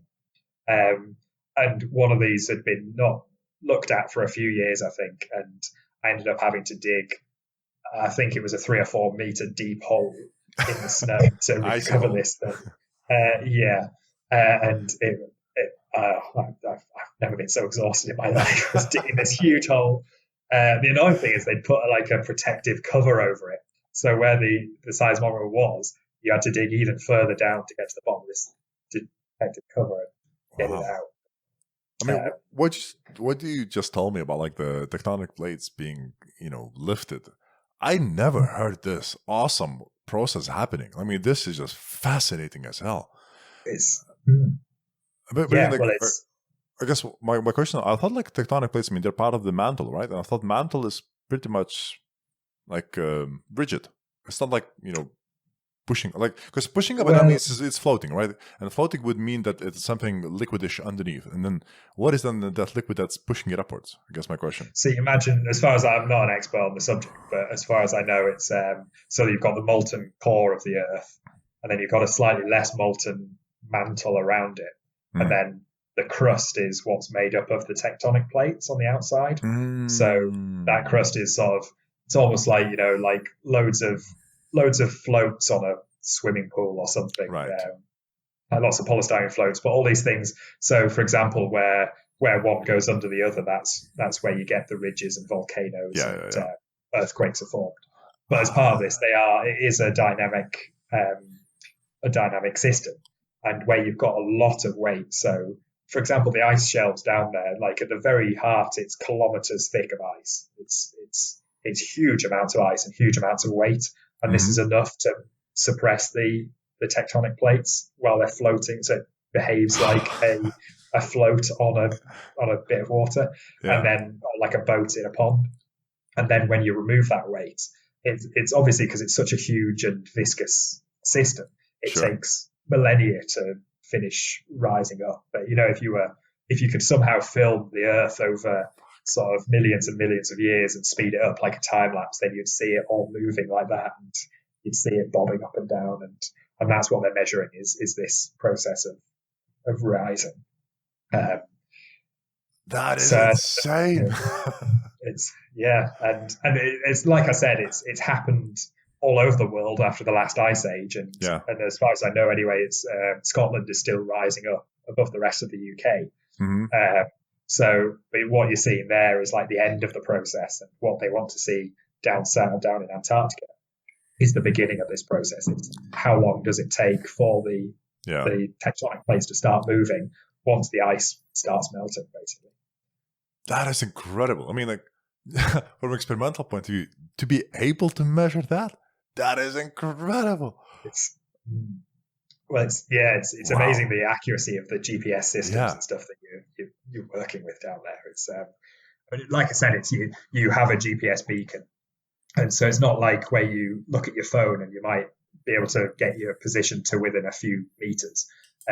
There they average out the signal, and you can get it to sort of sub-millimeter accuracy for these things. So it's insanely accurate.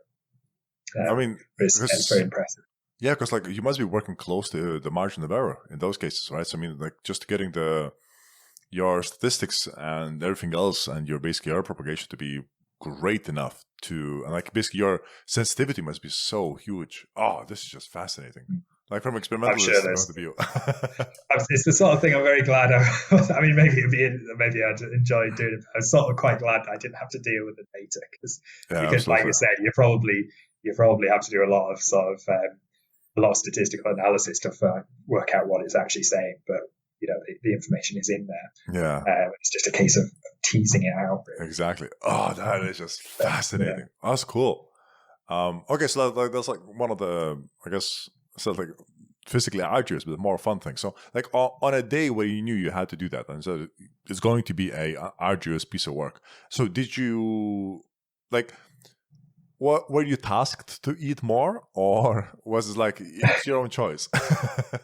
It was very much your own choice, and I think to a certain extent you end up making up for it when you get home, really. But I mean that was field work. So that would be you would fly out from the base. So you'd get into a small plane, and then you would fly out to wherever it's been installed, and then you'd do some work. And so often that was just a day trip, and you'd take a packed lunch with you or whatever. It's all very civilized. You'd have your little packed lunch when you got there, and then you just have a big dinner when you get home. Yeah. So it's not quite the same as when you're doing expeditions. and you've got to be eating long-term lots of food. But I mean, there's some parts of it where you do go out into the field bases for, a couple of weeks. And in that case, you've been sent out enough food that you can keep eating, really. And you kind of just make up for it with chocolate and biscuits and, Sure. As a true student, it's a good excuse to have a massive dinner when you get home, really. Yeah. That is awesome. So, I mean, during your during the first night, like the first 6 months, I guess it's like the second 6 months, because like the first summer you're there for the first 6 months.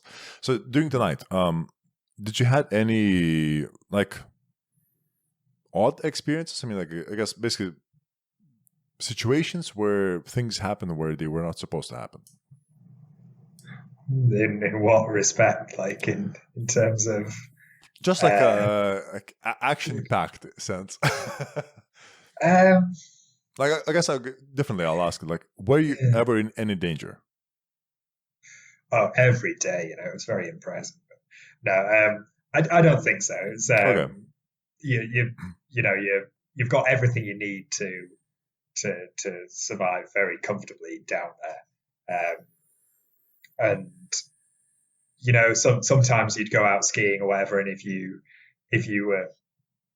if something happened to you there, then you would be in serious issues, a bit of trouble. If you twisted an ankle or something, and it could still be quite some time before someone comes out to find you. So it was always best to go out with people. But I don't think there was really any time that I'd say you were in mortal danger. I think part of it is because it's so expensive to deal with any emergencies down there, and so difficult. And B, because I think everyone's very aware that if you broke your leg while skiing, then that means that next year skiing probably won't be allowed. So everyone's kind of very aware that if you're the one who messes it up for everyone, then you're not going to be very popular. So that's probably the one of the sort of other aspects of kind of restraint on these things. But okay, obviously over the course of a winter, you sometimes you still have. But I mean, at the same time, your threshold for what's dangerous, I think it's way higher than typical humans. I mean, yeah, true, and that does play into some, like, for example, once me and my friend Marlon went and skied down a big snowdrift at one end of the base, and we kind of did a bit of a jump off the top and fell down, and we kind of took pictures from underneath the jump where it looked like we were sailing over the base, and we thought it looked great. And for me as a skier, it was all very tame. When the station leader saw the pictures we'd taken, she had a bit of a go at us because that's not appropriate to be taking these risks. And so I think there's always going to be an aspect of that. Is like, I mean, I'm sure for some of the other people who are better than me at sort of climbing and skiing and things, they're having to rein things in a lot more than I would. But everyone has their perception of risks, and you've got to kind of dial it down and sort of calibrate it to what everyone else sees, really. Okay, fair enough. I remember from previous time you were talking about this, like you had a situation with a seal, right?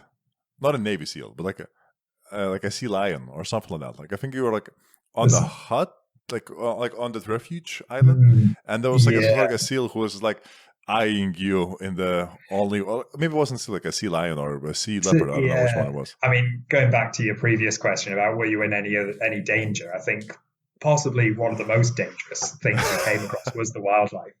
And so, for example, for some parts of the year, there were fur seals in. Fur seals kind of look like a big fat dog. And they've got huge teeth, and they're very territorial, and they will bite people. Wow. And they will make really nasty injuries. It's one of the, it's a nasty thing that can happen to you. And so there was a couple of times when I was sort of, for example, walking around this island, and you go poke your head up over a rock or something, and there's one of these seals right next to you, and it starts chasing you because they get quite territorial. Sure. And they can go quite fast because they're kind of shuffling along on their flippers. And they're very used to the snow and the rocks and the holes and things. and they just glide over it and come after you. And so you're running along and you're very aware if you fall over, you're going to get savaged by a seal. And it would be horrific, but it doesn't make quite as fun a story as being savaged by like a bear or something. I don't know. It sounds like being savaged by a sea lion, sorry, like a fur seal. Does not sound too fun. So I want to ask you, dangerous. So this is below your threshold for danger. Being chased by a fur seal. I mean, chased by a fur seal is not too bad, but I mean, it did. It does sort of touch on another point. I mean, in terms of realistic danger, the last person who sadly died down there was a diver who was attacked by a leopard seal. The leopard seals are a predatory seal that lives in the water, and unfortunately, she was diving and she got attacked by one under the water, and sadly died. And that was the last death that happened down at Rother. It was some years ago now. But it does kind of touch on that what I just said, really, that the wildlife can be some of the most dangerous stuff down there, really. But yeah, I mean, the fur seals are nasty and scary, but they tend not to get people. Sure. Okay. Fair enough. When you said like about divers, I mean, did you dive when you were there? Like, did you actually get to go into the water? No. No, because I think it's quite a high risk and expensive activity to do. So only there's a few people. I think there's 3 people who go down every year. There's a specific a dedicated dive master who it's their job to run the dives.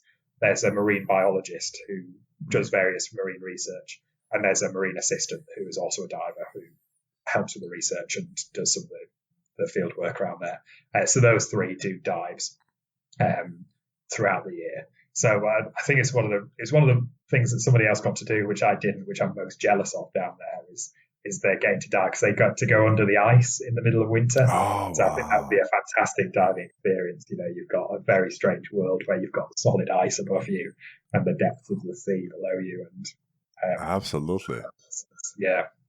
That's incredible. But unfortunately, not. These days you don't get to try. Although I did meet somebody down there who'd been down there.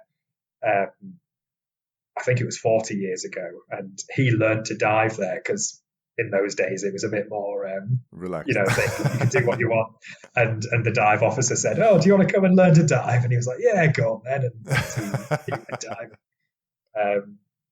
So yeah, not a bad place to learn. Not a bad place to learn. Yeah. Oh, that's insane. So I guess this kind of touched on the whole idea of death. And I guess, what is your relationship with death? Giving these kind of adventures you tend to go on, whether it's trip to Antarctica or various mountaineering stories I've heard. Yeah, well, I mean, it's a strange one. I mean, it's always like when you're doing these sorts of activities, it's always going to be the risk is present. But I wouldn't say.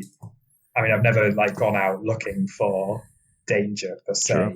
But at the same time, you never go out. You don't go climbing because you think you're going to die or you're going to have a brush with death. I think it's just a part of it. And I think certainly with doing mountaineering and climbing and things, I think part of the drive to do it is the sense of accomplishment you get when you've dealt with a situation or a scenario or an activity where the consequences can be high.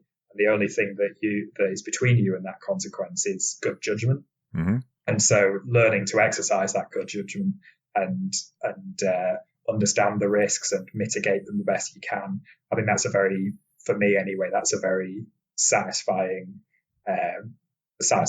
thing. I'm sure there's some people who, it's just the brush with death is exciting. Yeah.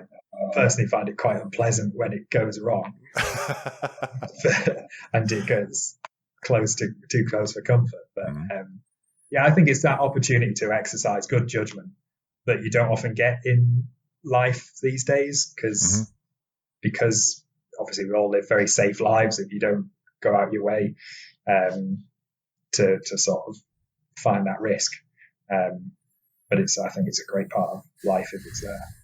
So I guess, do you fear death yourself? I mean, do you think about it? I guess that's one of the things. Because I mean, yeah. I don't think about it that often, but I would. Yeah, I mean, the most common way I would have thought about it is if I was. I mean, not even necessarily when you're climbing, but if you're sort of in a mountain environment, you sort of think, well, if I fell off that cliff now, I'd have a long time to think about it on the way down. And I think more than fearing death, I'd feel that moment where you realize you're going to die. So I think for me, a real fear would be getting avalanched. Because that's something that can happen in a mountain environment or down in Antarctica or wherever, really. Well, anywhere with the snow. I think that would be horrific, really, because basically the way you die is you get trapped in ice and then you're waiting there to suffocate.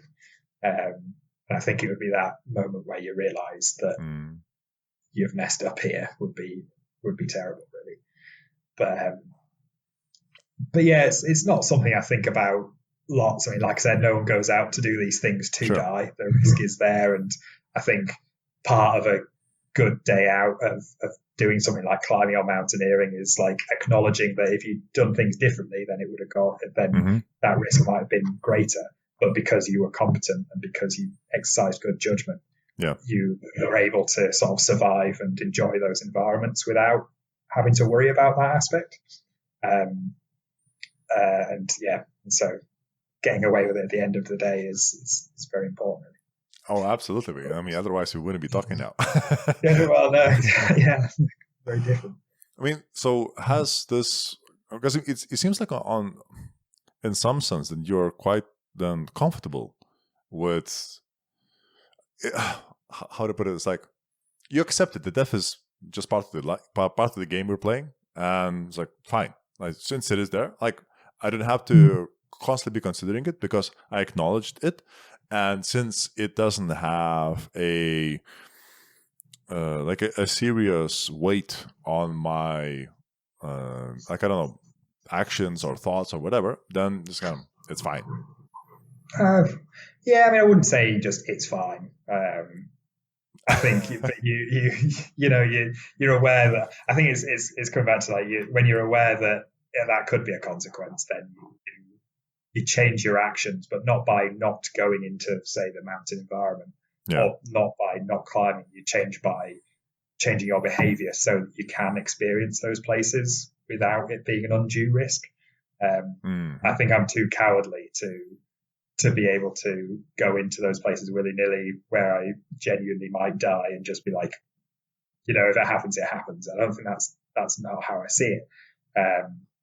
It's much more of a pride in taking the steps to make sure that that's not an issue. But obviously, there are times that I've been out and and through mistakes, sometimes of poor judgment, sometimes of lack of experience, and things like for a while thought you think, oh, that could have gone very differently. If I'd stepped wrong and back before I understood the precautions to take, then I might have fallen off that and been killed, or gone out in the snow when, to somebody who's more experienced, you realize actually it could avalanche at any minute, and you've just walked along very happily, and it's only sheer dumb luck that you survived it. But I think it's an important part of these things is learning to recognize the risks and mitigate them appropriately. So I guess, what's the closest brush with death you think you've had? I went to the Alps and for some climbing early in my climbing career, and we went out. Me and my climbing partner at the time went out to do an expedition, a day out basically, and there was no one else there, and it was a very popular climbing area. So we were a bit like, that should be a sign. So that's strange. We're like, oh, this is really lucky. We've got it to ourselves. Too quiet. Exactly. And the way it works is you went up a cable car up onto a mountain, and then you came down the mountain and went along a bit, and then you did a climb over here. Then you'd have to walk back to the mountain and climb up to get the cable car. And when we walked down and across the snow, we realized quite quickly the reason nobody else was there was the wind was quite high and the snow was gathering in patches like powder. And we didn't even make it to the other climb that we wanted to do. We realized halfway across, like, we were just getting deeper and deeper in the snow. We thought, right, we best turn around and get back to the cable car. And we'd left it too late, basically. We started walking, but the snow was getting deeper and deeper. And then we had to climb up this mountain to get to the cable car. But it basically got dark. We missed the cable car. The wind carried on building. And in the end, we were fighting our way into the cable car station. And I think the lesson from it was check the weather, because if we'd looked at the weather, we'd have seen what would happen. Yeah. And we'd have been able to make a judgment, like, even though it's really sunny and nice, we want to be staying in the valley and having a beer instead of fighting around up there.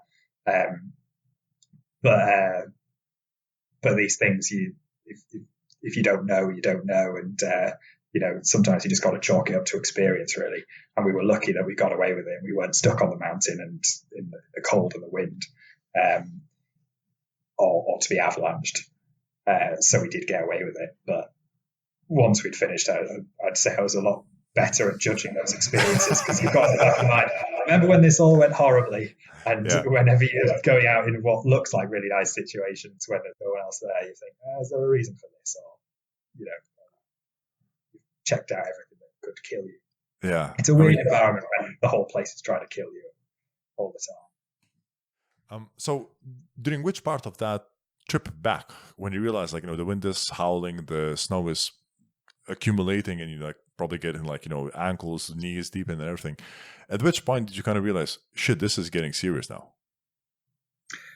I mean, to be honest, not really while we were out there. I mean, Oh, okay. Sorry, no. I mean, when it gets dark, one thing I find with these sorts of situations is, when you're outside and going through it, you're worried it's going to get dark and you're going to be out at night, and that's kind of the official moment where things have gone wrong. Mm-hmm. But I almost find once it's got dark, you realize, well, there's nothing to worry about anymore because it's got dark now. Okay. And you just get on with the business of getting out. And so I find personally that almost the worry that things are going to go wrong can be worse than the feeling of once they have gone wrong, of just, you realize you're out at night, things could go badly if you don't deal with the situation. So you just sort of put your head down and you deal with it. Yeah. As opposed to sort of, it's got dark and panicking. But yeah, definitely when it got dark, we had a little sit down and we ate a Mars bar and, thought, well, this isn't going well. Began our long, arduous expedition back into the cable car station. But I think it was only really once, like looking back afterwards, that we realized, that really could have gone quite badly. I mean, could you have survived the night if it came to that? Like, were you prepared for a shelter? I mean, we had cold weather gear. I think the risk was, I think the big choice between it was either find somewhere safe on the plateau to spend the night where you're not going to get avalanched, or try and get it to the mountain where you're going to be safe, but you could get avalanched on the way. In retrospect, I think the former of those choices would have been better. Mm-hmm. So just submit to a very miserable night out in the cold that would have been survivable, rather than gambled on getting into the cable car station. With hindsight, you never know, really. So then what pushed you then to kind of take the more risky route, I guess, of climbing it and trying to get to the cable car? I think it's just very easy to, you get the scent of home in your nostrils, and so it's easy to sort of, sometimes it's easier to really just put everything into trying to get home, rather than, like I said, wait out where it would have been miserable, but perhaps safer. And I don't think the difference between the two was very great at the time, really. But but it's very easy just to be like, right, we need to press on. You have a goal in your mind that you were trying to get home, so you're going to go for it. Yeah, that makes sense. I mean, like, just psychologically, taking action is always better in like situations of unknown or of dire, rather than kind of, because I think waiting almost feels a bit like accepting defeat to some extent. But also not the case, because I mean, it's like it's sensible, like it's tactical retreat in this case. Yeah, but, exactly. But I think psychologically it can be just exactly feeling like, oh, damn it, I accepting my fate. Like I'm giving, I guess, not accepting, I'm giving away my fate to the others instead of kind of taking my own path forward. Sometimes it can be easier to think you're in control if you're doing something about it rather than if you like you said, sitting and waiting for things to go even worse. Okay, so that's like they said, like in hindsight, the closest brush to death you had, right? I mean, which sounds just scary. Not gonna lie.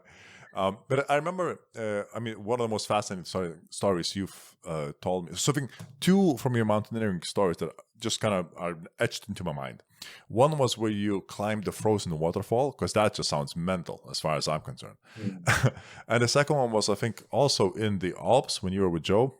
And he said that basically had this kind of, I don't know how to say. It had this like a flat, like a mirror surface in front of you, like a 15 feet high or whatever. And like the only way to get it was like this kind of tiny crack in the ridge. And so to get there, you had to use the knuckle technique or whatever it's called. It's basically by putting your hand inside the crack and just flexing so your knuckles and your fingers become the support for which you're holding, which is even more mental as far as I'm concerned. It's called a hand jam. You put your hand in the crack and jam it in, and it's surprising how good it is. Like I've literally put that and just hung off it. It's great. It's a very important climbing technique, which doesn't look like it's very good. So I think a lot of people are a bit nervous about using it. Yeah. But the situation you talk about was it was in the Alps, and we were trying to do this climb, and it was just this blank wall except for a crack going up the middle. And then an offshoot to it, I think. And I think I'd maybe gone the wrong way. And so I was climbing this crack in blissful unawareness that I was going the wrong way. And I got to the top of it and realized, well, there's nowhere else to go. Or perhaps it was too hard for me when I got to the top of it. I can't remember now. But my way of trying to escape was by just going sideways. So I found some handholds and was trying to go across this slab. So I'd gone up and then along and along and along, but it turned out it wasn't any easier going along. So I'd extended the rope quite massively. And the way you do climbing ropes when you're doing it that way is you have little devices that you say you climb the crack, you put the devices into the crack, then you clip the rope onto it. So if you fall off, then you're basically going to hang on the rope on this device. But as part of it, you have quite a lot of rope that is played out.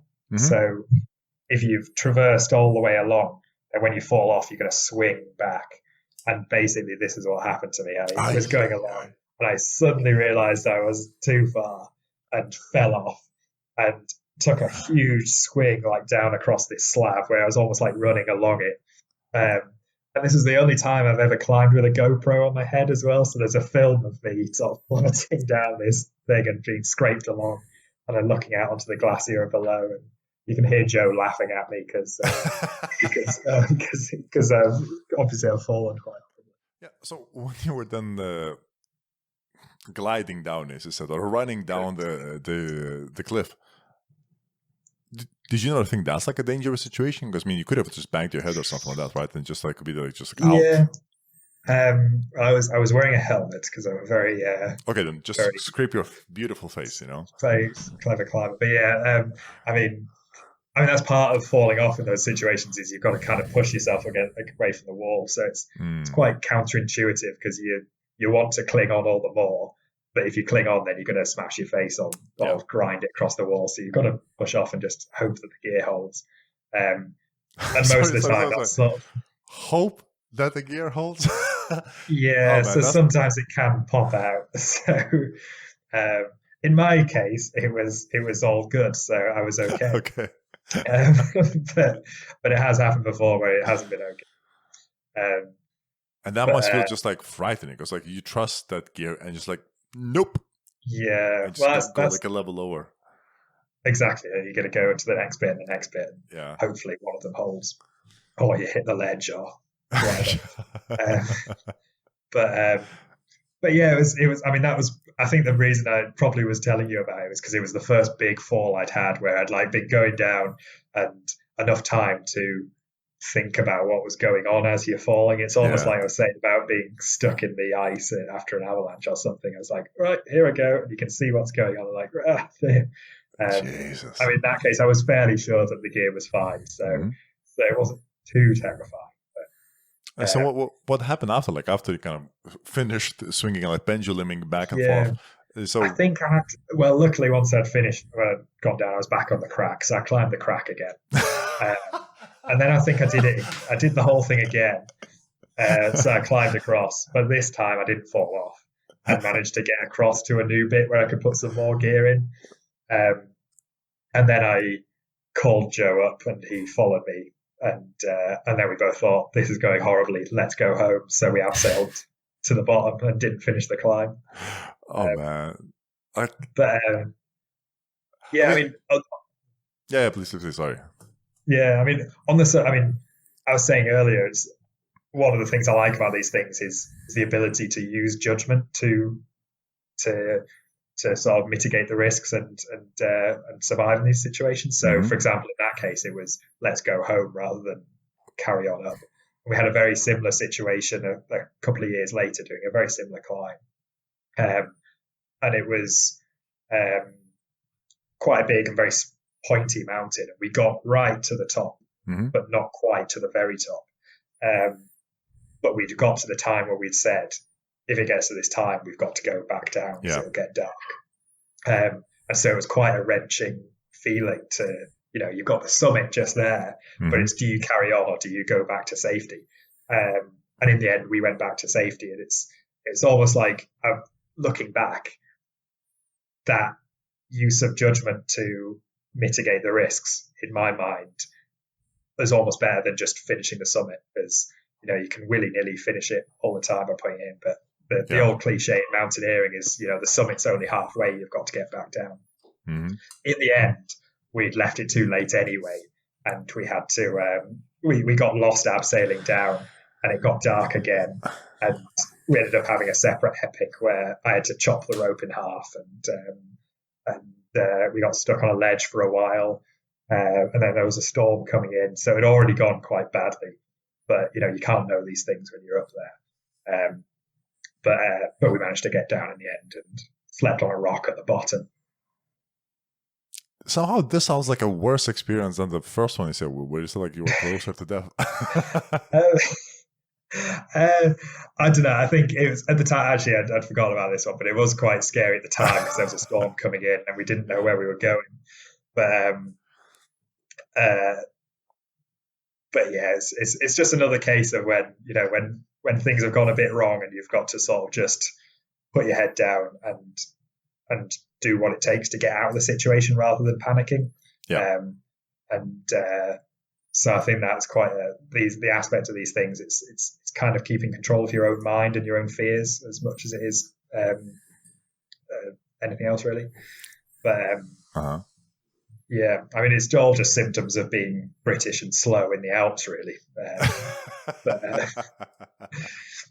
I wonder, like, after any and all of these experiences, like when you came back to, normal life, did you feel more mature? Like, did it actually, whether it had any effect on you yourself as a human, or it was just like, well, that just happened and I'm moving back? I think I learned more about mountaineering from those situations. Sure. So I think even to the point where just, it's easy when you're doing these things and you can sort of think about, if it went wrong, how would I react? But you don't know until it's gone wrong. Sure. So getting into a situation where things aren't great and then being able to navigate your way out of it again is quite a satisfying feeling and builds confidence for next time, as well as teaching you the individual lessons about sort of like, for example, that time it's how to abseil off a route, or like how to route find through awkward abseils maybe. But you learn that, but you also learn a bit about how you react during stressful situations. And for me, that's something I look back on quite proudly. For the record, we have had successful climbs as well. It's not all just it's not just repeated near-death experiences. Most of the time, we're going to have a lovely time. But Sure. A couple of times, it's been a bit hair-raising. But that's the thing. I mean, like, so after these kind of hair-raising experiences, as you say, since you've been tested by the world, if you will, and you've passed the test, and obviously you can you know how you would react in those situations. I mean, to me, it would follow then exactly that's like I would word it as maturity, because like kind of knowing, so you had an assumption where your limits are, and now you actually were tested and you realize, oh, your limits are actually still beyond that because you've passed this test, right? And that, I think that's like one of the ways to quite objectively know at what level of maturity you are, if that makes sense. Yeah, I mean, it's quite sort of scenario specific, but sure. Yeah, I mean, in terms of mountaineering, it's important. You're exactly right. It's important steps to becoming a mature mountaineer. And there's plenty of people who start doing things like climbing and mountaineering, and it's quite maybe not common, but it's not unheard of that people who are very naturally good at it to begin with, sure, can often get themselves can do a lot of very impressive stuff straight away, but perhaps will then they've climbed themselves into a situation which is quite hard and technically demanding and stressful. Mm-hmm. And if they've not had the same amount of practice on that sort of thing, then they'll have a terrible time of it, but terrible to the point where they will stop climbing. Yeah. So if you want to have, certainly what I've sort of read about and learned about is, I think if you want to have a sort of a long and successful career in these things, then you've got to take it quite slowly and learn from these sorts of situations rather than just, pure technique and skill and being naturally good at it. Yeah. But I think it's like in anything. Yeah, that makes sense. Absolutely. I mean, especially with this kind of, I don't know how you say, like, it's not a skill. It's not art. It's, I guess, activity. I mean, let's just say that. Like, it's a hobby, I guess, activity. Or I guess if you take it seriously, it's different. But because during this activity, I mean, you are faced with real danger constantly. I mean, to some extent, as you said, like, you can control that risk to greater or less degree. And I guess with more confidence, it's kind of like how in life, you can be afraid of things, but then as you become braver, you can face more scary things as you go along, which is, I think that's kind of, at least one of the definitions of maturity, is basically you become brave enough to face the scary things. You become braver in facing things you were scared of facing before. I think that's how it would kind of be worded, which makes sense to me. And that's why I was trying to see if I can pull out that further, basically whether your maturity in mountaineering was directly translating, or to some extent translating in your own maturity as a human, as a character, and yeah, there doesn't seem to be a straight connection somehow. Yeah, I think you're right. I think it does translate to a certain extent. I mean, it forms the way you think about other things. So, for example, like we were talking about completing a thesis earlier. Yeah, I would start to think about that in terms of, I've only got one bit left to do, and so that's like this pitch, and so I start thinking about it in the same ways of like, this is the danger. This is if I don't do this, then I'm going to fail it. So I think it shaped how I would think about things. But there's lots of different ways of of gaining that maturity. Oh, sure. I guess an obvious question, which I think I never asked you, is then, how did you start mountaineering? How did that come about? When did it come about? I think I was always quite outdoorsy. So my family, we go to the Lake District the English Lake District every year for Easter. And just generally growing up, I was quite sort of like, we went hill walking and like outdoorsy and stuff. But I think specifically climbing, it was sort of towards the end of secondary school. So I'd have been about sort of 16 or so. And I think I wasn't a very sporty kid. I don't know if maybe sort of late developer or what would cover it, but I wasn't like one of the kids who was very good at football or the sports we did sort of at school. So I kind of in my mind just assumed I wasn't very good at physical sports. But then doing climbing, I found that was something I was quite good at. And I got into it with a couple of friends, invited me to go indoor walls, and I think we did a bit of climbing as part of like outward bound sort of outside education at school and things. So I got into it quite strongly there, and then at university I just met more people who were into it and went from there really. So I guess to some extent, I mean, it was the seed were planted in your early age, basically, by your family to some extent, right? By constantly seeing the hills and just, I mean, I've climbed a few, I mean, hills in the Lake District. I mean, it is gorgeous there. I mean, I get it. I think it's very nice. I think it sort of touches on like people who do these sorts of things probably have loads of different motivations for wanting to do it. Like some people, it's just the pure like the workout, the getting strong from it, or getting the technical moves and things of doing the climbing. I think for me, it's going on that adventure of getting yourself like traveling through these insane environments. Like your whole world is suddenly turned vertical for a while. Yeah. And so getting like onto little ledges that no one else can get to unless you do this is a massive thrill for me. So for me, it's the adventure.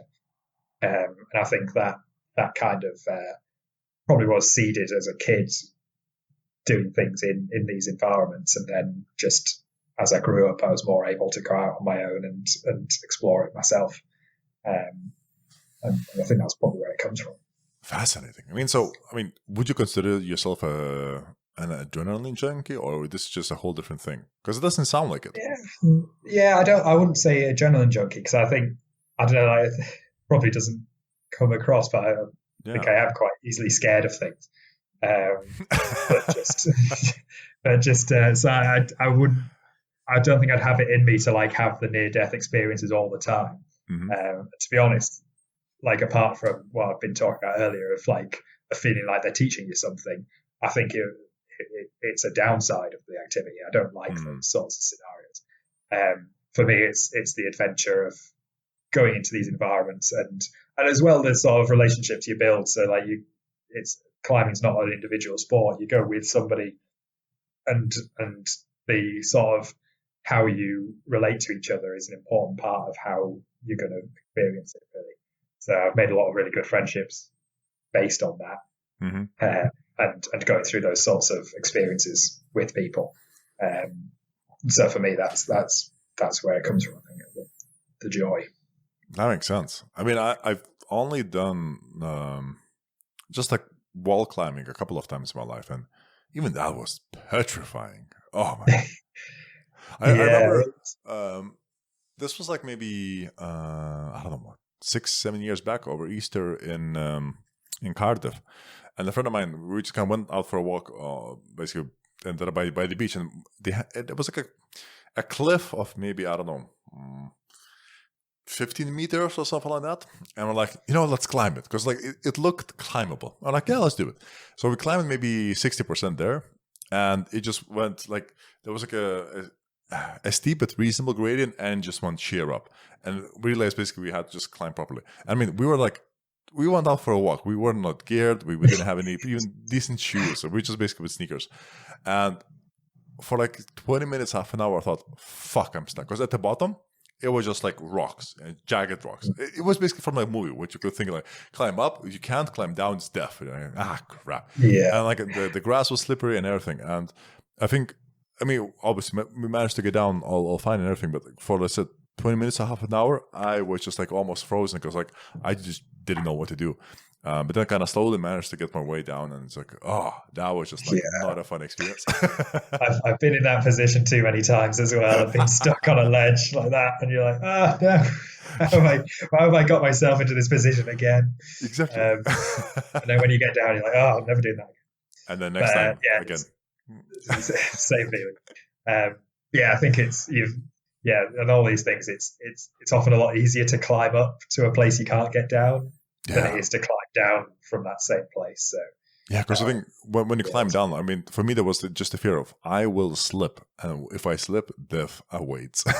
Yes, or a terrible fate on the rocks. Yeah, it made me wonder, like, is this why people are so susceptible to slippery slope argument? Because like that's exactly it, right? Because like once you start the slippery slope argument, where it's like if this happened and this happened and then eventually fucking death, that's what typically how it sounds. People, like, I think more often they've been at least once, even as a kid, like in a similar situation. So emotionally, they resonate with this idea. It's like, oh yes, I know what it feels like to be stuck and then look down. If you take a step down, it's going to slide, it's going to do that, and then death. And then, I think as humans, our minds have probably evolved to see the worst case scenarios that can happen. I think that's where fear comes from. It's your mind is projecting all the different terrible things that can happen to you in this scenario, even if it's counterproductive, because sometimes that fear is what stops you from doing anything. Yeah, absolutely. And in a lot of situations, it's the half of the battle is sort of shutting that voice up in your head to try and actually get yourself out of it. But, I remember it was last summer. It was my friend's how's it called? Stag do. Yeah, stag do. And we decided to like give him a treat. And in Lithuania, we had this like alpha run, which is similar to how's it called in England? Basically like those like 5K or 10K runs over various obstacles, like Tough Mudder. Here we go, Tough Mudder. Yeah. So we did kind of like a similar thing about Tough Mudder here, and obviously like none of us were in any decent physical shape, like but like as comrades, let's run, and it's gonna be fun. And I remember so the very very last obstacle, I think out of like 30 few over the 5K, is you climb this platform, which is maybe 6-7 meters high. And then you have to like jump on a rope and then kind of slide down the rope on those kind of padded things. So, I mean, I was demolished. I'm so tired by that point. And like, I know this is the last obstacle. You can literally see the finish line, which is like 20 meters away from there. And I'm standing on the platform, and like all the friends of the group, so it was 4 of us. So the other 3 guys, they jumped down, and I'm there, and my mind just was thinking, the fear just took over, and like I can't. And I think I was just like walking in circles and just kind of trying to like talk to myself for like maybe 15-20 minutes on that ledge. Just kind of, it's gonna be fine. You're not gonna kill like yourself, and you're not gonna be injured. And I think that was what I found interesting. Like because I was so exhausted, and it kind of feels like I didn't have that much mental strength to fight that fear. But then after I recouped a bit, then I'm like, it's going to be fine. Let's do it. And then kind of just sat down on the platform and just kind of jumped it. I mean, semi-held, semi just kind of basically fell down like 6 meters on this kind of padding. I was like, it was fine. Like, nothing happened. And you realize that your fears were just sort of running away with themselves. Oh, hugely. And it was really paralyzing. Like, it was just like, I just couldn't. Like once again, it wasn't a wall, but it was just freezing. The whole, just any action I could think of, it just froze everything down in its tracks. Yeah, that was just interesting. Okay, so that is just so fascinating. Like, I mean, it's like I'm just thinking about like your mountaineering motivation, and it's kind of just, once again to have a challenge that it's clearly up there. It's once again, it's kind of narrowing the problems of the world into this section of the ones you can solve, and basically just putting yourself to the limit to see how you can tackle this challenge, right? Now, but then, like, I mean, why mountaineering? Why not other? Have you considered, I guess, other activities of similar sorts? I mean, I've dabbled in other things. Like I quite enjoyed a few years ago. I learned scuba dive and stuff, and that was that was good fun. And at university, I did a bit of sailing and things.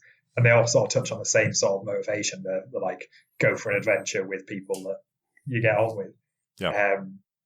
But I think it is just that mountains were my environment growing up. And, Okay. so it's kind of just the natural, like, that's what I've ended up in. And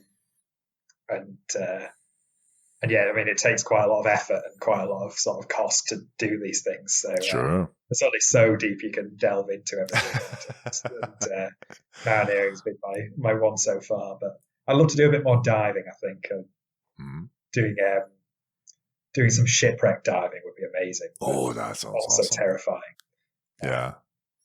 But but you've done caving, yes?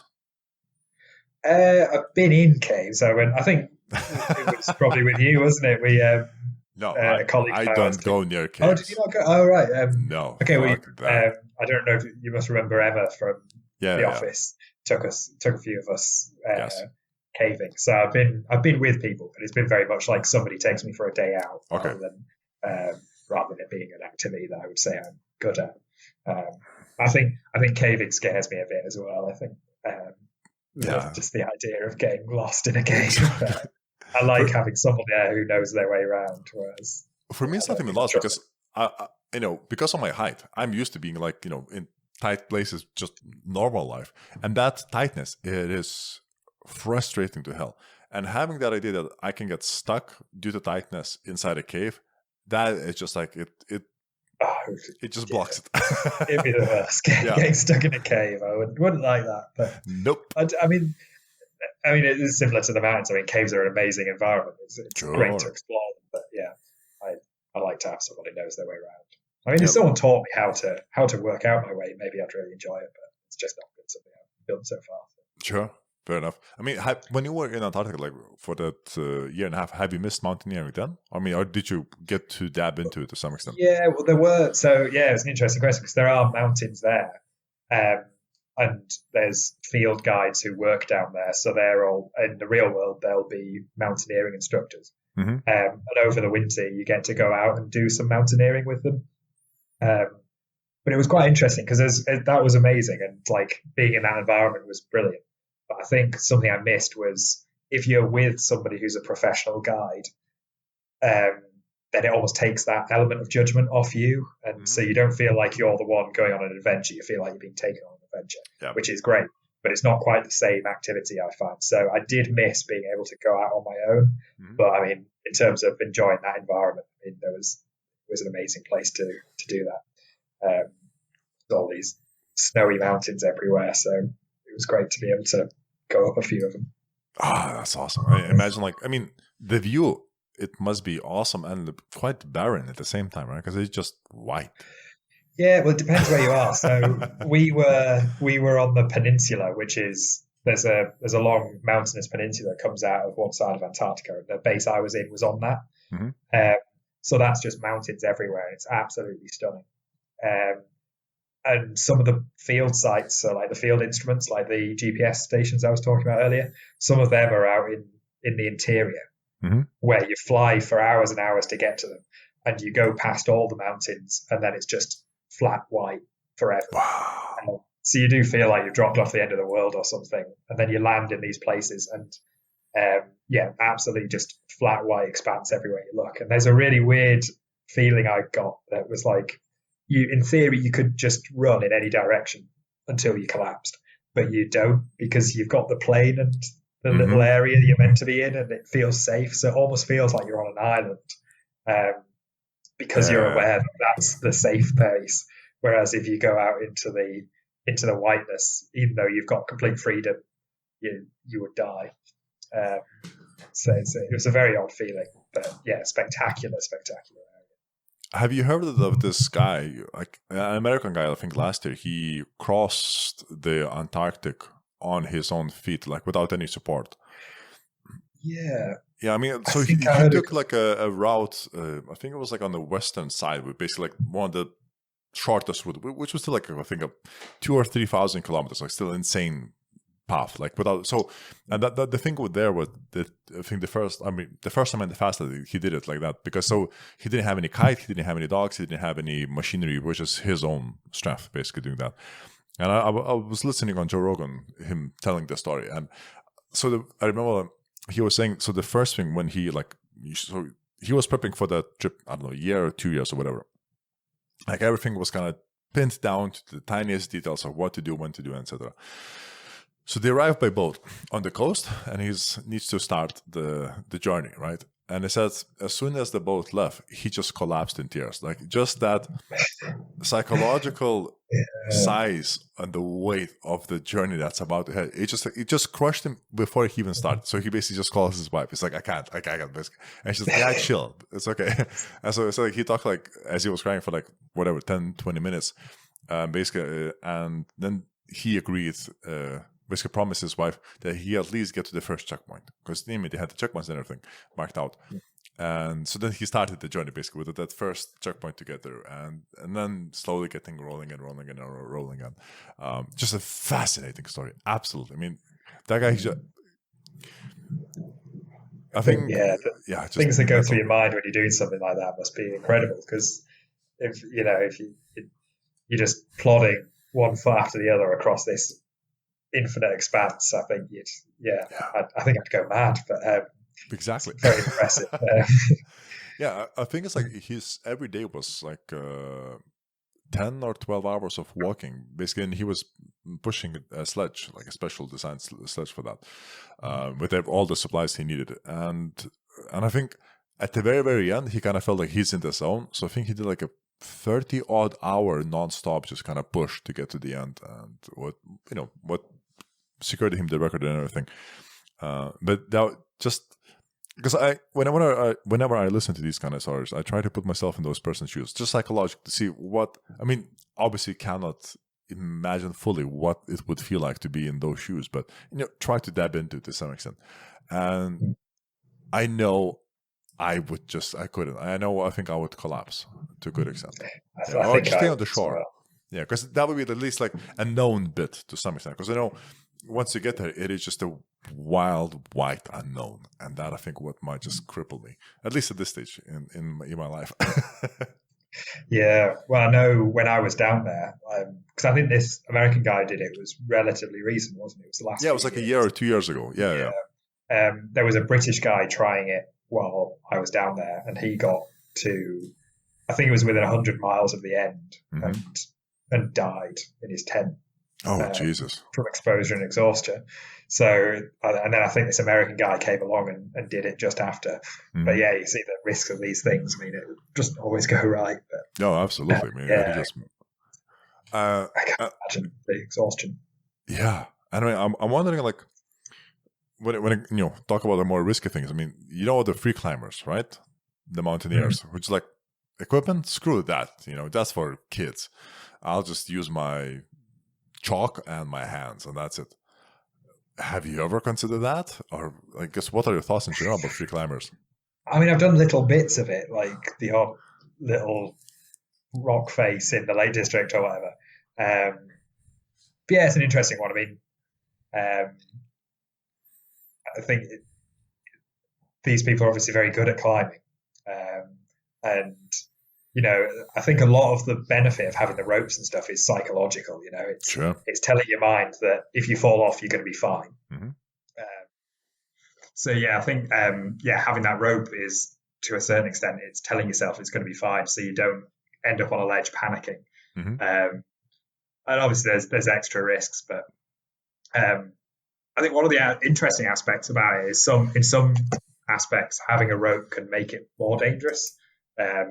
Really? For example, for example, I mean, mainly in sort of like an alpine environment, if so everything around you, I think I mentioned it earlier, everything around you is going to try and kill you, whether it's ice that's going to fall on you or sliding off rocks, or something's potentially going to get you at any moment.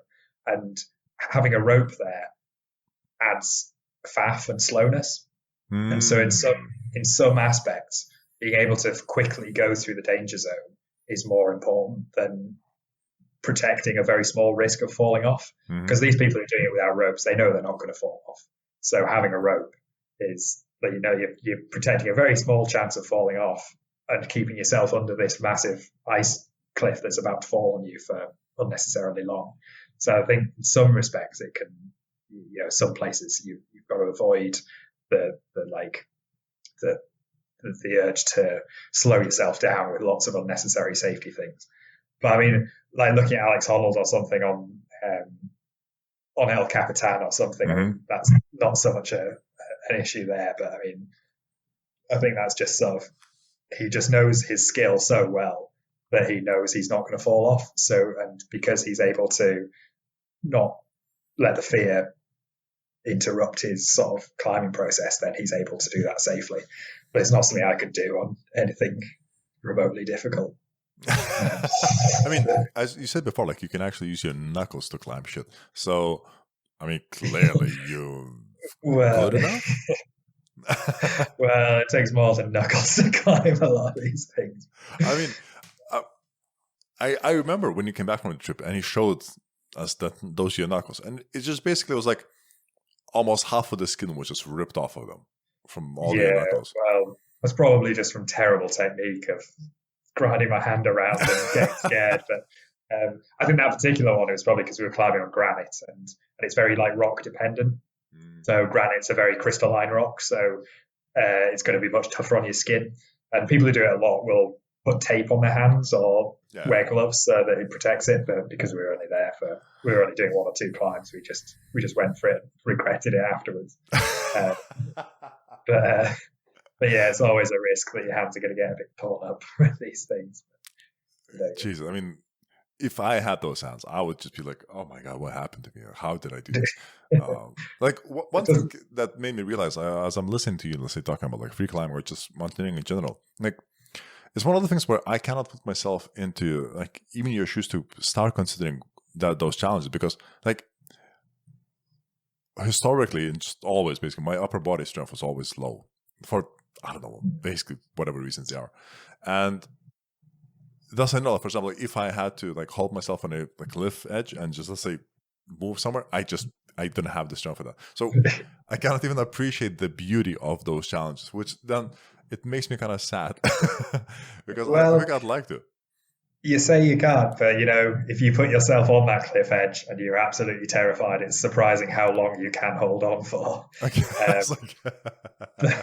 But also, I mean, like a lot of the skill is learning not to just hang on your arms, because you get very tired that way, no matter how strong you are. So the more you can use your feet to take your weight, because your legs are used to it, the more. So it's a lot of it is like learning to balance and distribute your weight between your limbs, sort of in the most efficient way possible.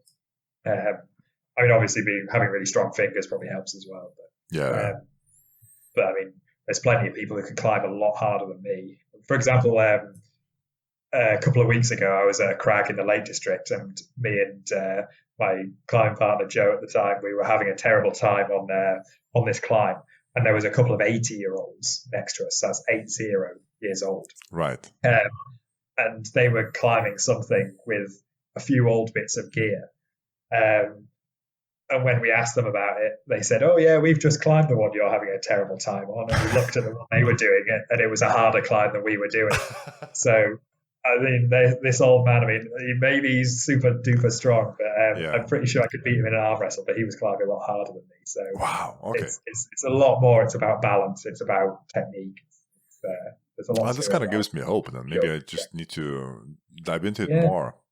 Yeah. Well, you're very tall, so you could probably just, reach the top of the crag and you'd be there. Planning needed. Just pull ups, basically. That's all I'm doing. Yeah.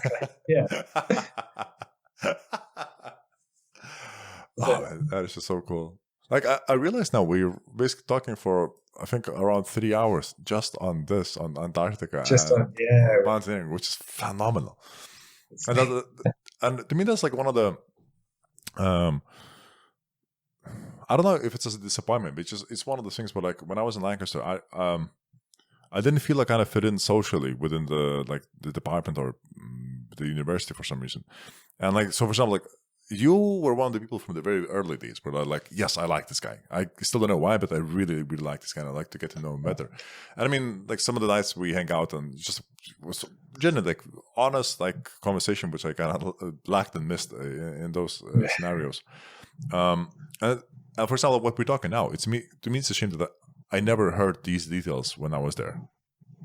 Because it's just insanely fascinating. And I think over, once again, a couple more pints and a longer night we could do, it's just, there's so much more I know that's, can be uncovered. Well, one of the things I found about coming back from Antarctica and stuff is, I mean, to be honest, it's a function of like spending so long down there, but that everything, for a while especially, like everything I had to talk about was something that had happened down there. Sure. But you kind of start feeling a bit like you're tooting your own horn when everything you say begins with "when I was in Antarctica." So, it's quite nice in this sort of scenario to be able to talk about this stuff in depth without feeling like I'm just sort of, dominating the conversation by bragging about a fun trip I had. So I think, do you know of this American comedian Brian Regan?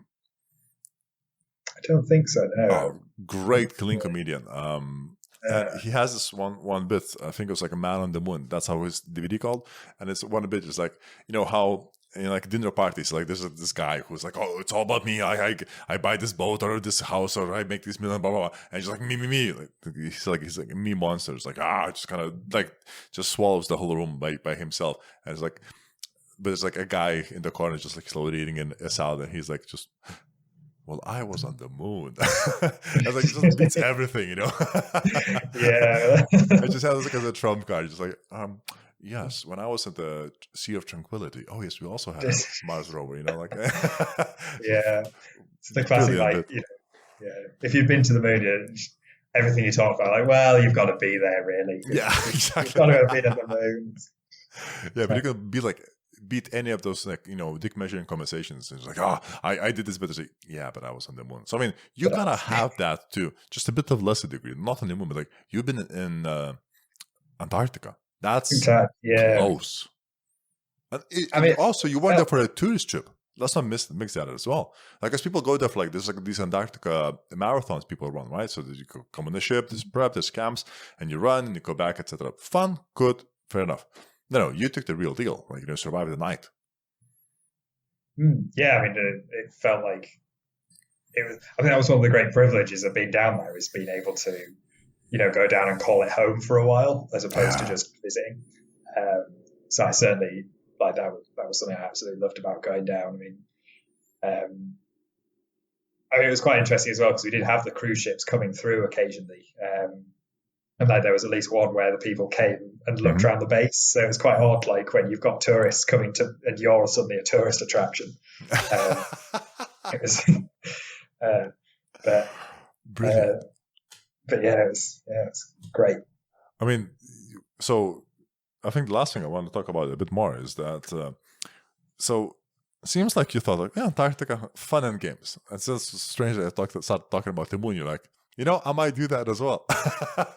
Well, yeah, I did tell you before, didn't I? But so the European Space Agency are currently recruiting astronauts. So I'm going to put in an application. Nice. Because it looks so much fun, even just applying. I think absolutely. They've got like a 6-stage selection process of a lot of the things we've been talking about tonight, like psychological testing to begin with, and then like medicals and team building tests and all sorts. It looks great fun, and I mean, at the end, I really want to go to the moon so I can brag about being to the moon. Yeah, exactly. I mean, can you actually imagine yourself being on the ISS? I mean, a bit, yeah. I mean, it would be great. I mean, a lot of the things because I read about it quite a lot before I went to Antarctica, actually, like space travel and lots of space stuff.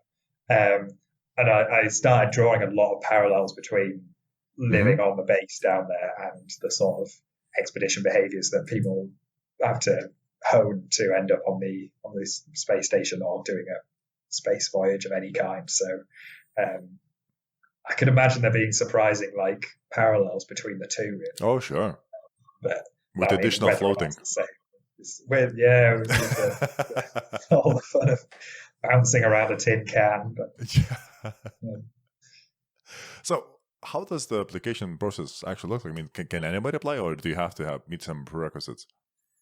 So, yeah, there are some prerequisites. I think you've got to have a master's degree. You've got to have 3 years of experience. In what? In astronauts?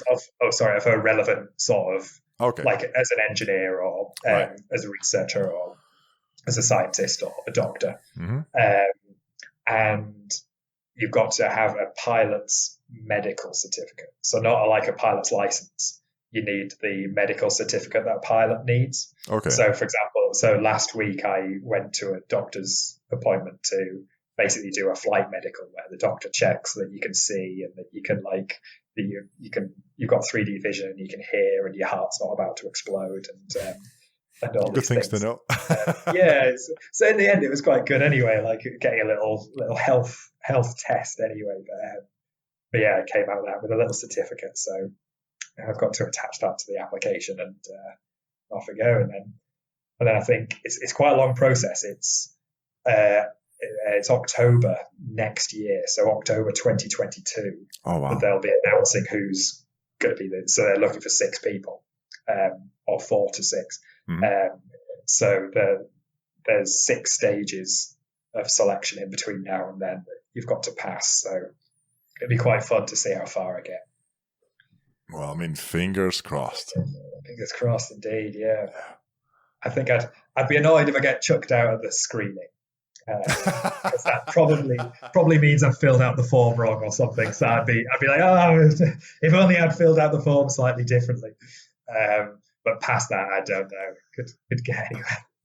Yeah, but if anything, that's like once again another great adventure. Like to see how far you could get there. Yeah, and I mean, apparently the last sort of selection they did, there was 8,000 people applied for 6 places. So I mean, realistically, the chances of getting to the end are very, very slim. But I think it would be a fantastic adventure to see how far I get and to try all the different, the selection bits that they're sure to put everyone through. I mean, do you know of this guy? It's Kim something. He's now an astronaut in NASA. But so when he was young, like 18 to 20 odds, he was a Navy SEAL. So he finished that. Then he got into, I think, Harvard Medical School. So he finished as a doctor. And I think then in his 30s, then he decided to become an astronaut. So now he's an astronaut. It's insanely talented people. It's quite intimidating reading about all the amazing people who end up doing these things. But you know what's the fascinating? So 3 different careers that are pretty amazing. Yeah, but his life story is even more fascinating, I think. So he was on Jocko Willink's podcast, and I think it's almost 4 hours and 25 minutes or something like that conversation. And his childhood and his young life was messed up, like from his family and everything. And he kind of talked basically how fundamentally going to the military was an escape, and basically how his drive to protect and defend what basically imprinted in him. And first of all, it's just fascinating conversation. And after listening to that conversation, I mean, you have this always accolades, like a Navy SEAL, a medical doctor, and an astronaut, which is insane. But to me, I think after listening to the whole conversation, what even was more fascinating is him, what he became what he managed to mold himself out of from the cards that he's been dealt with. I mean, it is just a fascinating story, a fascinating human being, and I really recommend. I'll add the link to the description for the podcast. I mean, I know it's long. I mean, if you listen to this the whole duration, so you're used to long podcasts. So I genuinely recommend that one as well. It's just so good. Sounds really interesting. Yeah, well, I mean, I do hope that I do hope that you get it. Because, I mean, you'll be the only person I know who was not only in Antarctica, but an astronaut as well. And it'd be so awesome. Do it for me, okay? Screw your dreams and adventure. Please do it for me. I want to have a friend, an astronaut friend, okay? Well, now I've got that motivation. I'm sure I'll make it work. I won't want to let you down, Peter. Perfect. Well, Alex, I mean, thank you so much. That was, I hope this didn't feel like an interview, because I mean, there was like a lot of just kind of, questions, because I'm just so fascinated by the experience. And probably we only scratched, 20% of the whole thing, or the whole experience, what happened there. But I mean, that was just, awesome. Well, like I said, it's nice to be able to just to talk about it without sounding like I'm being really self-centered and sort of dominating the conversation with it. So having someone interested about it is always good. So thank you for your questions and your time. I guess the funny thing is, like, how did you not become a dick? I mean, because there are people I know who do mountaineering and they're assholes, like, because they're so cocky, because I can climb, blah blah blah blah, whatever, and just their whole attitude about life seems like that. But you're not one of them. Oh, well, thank you. I don't know. I don't feel really qualified to answer that, because I might be a dick to everyone except for you. And I mean, I'm serving you. You're not. I like to be kind of like, I don't know. I like to try and be a bit humble about these things, but and I think part of it as well is, like, when you're down there, I mean, everyone's done the same thing, so you get used to it. The weird thing is, like, getting back from one of these plane flights across, like, the infinite expanse, and then that night you get back to the bar, and especially the first few times you do it, you kind of want to be like talking to everyone about, like, oh, I've just done the most amazing thing, but everyone's more interested in, like, the latest, like, drama going on with the recycling bins or something, and nobody cares about the fact that you've just done what you think is amazing, because everyone else has just done that as well. So that kind of gives you a bit of humbleness as well, I think. And that's so definitely useful, like, in those kind of situations, because you don't feel like you stick out like a sore thumb, but you're just part of the crew of people who are doing insane things constantly to a good extent. Yeah. Awesome. Well, I think that's like a lovely note to finish. Well, I mean, thank you, Alex. That was a fantastic conversation. Hope everybody will enjoy and listen till the end. I've had great fun, so thank you for having me on. Perfect. Well then, and see ya.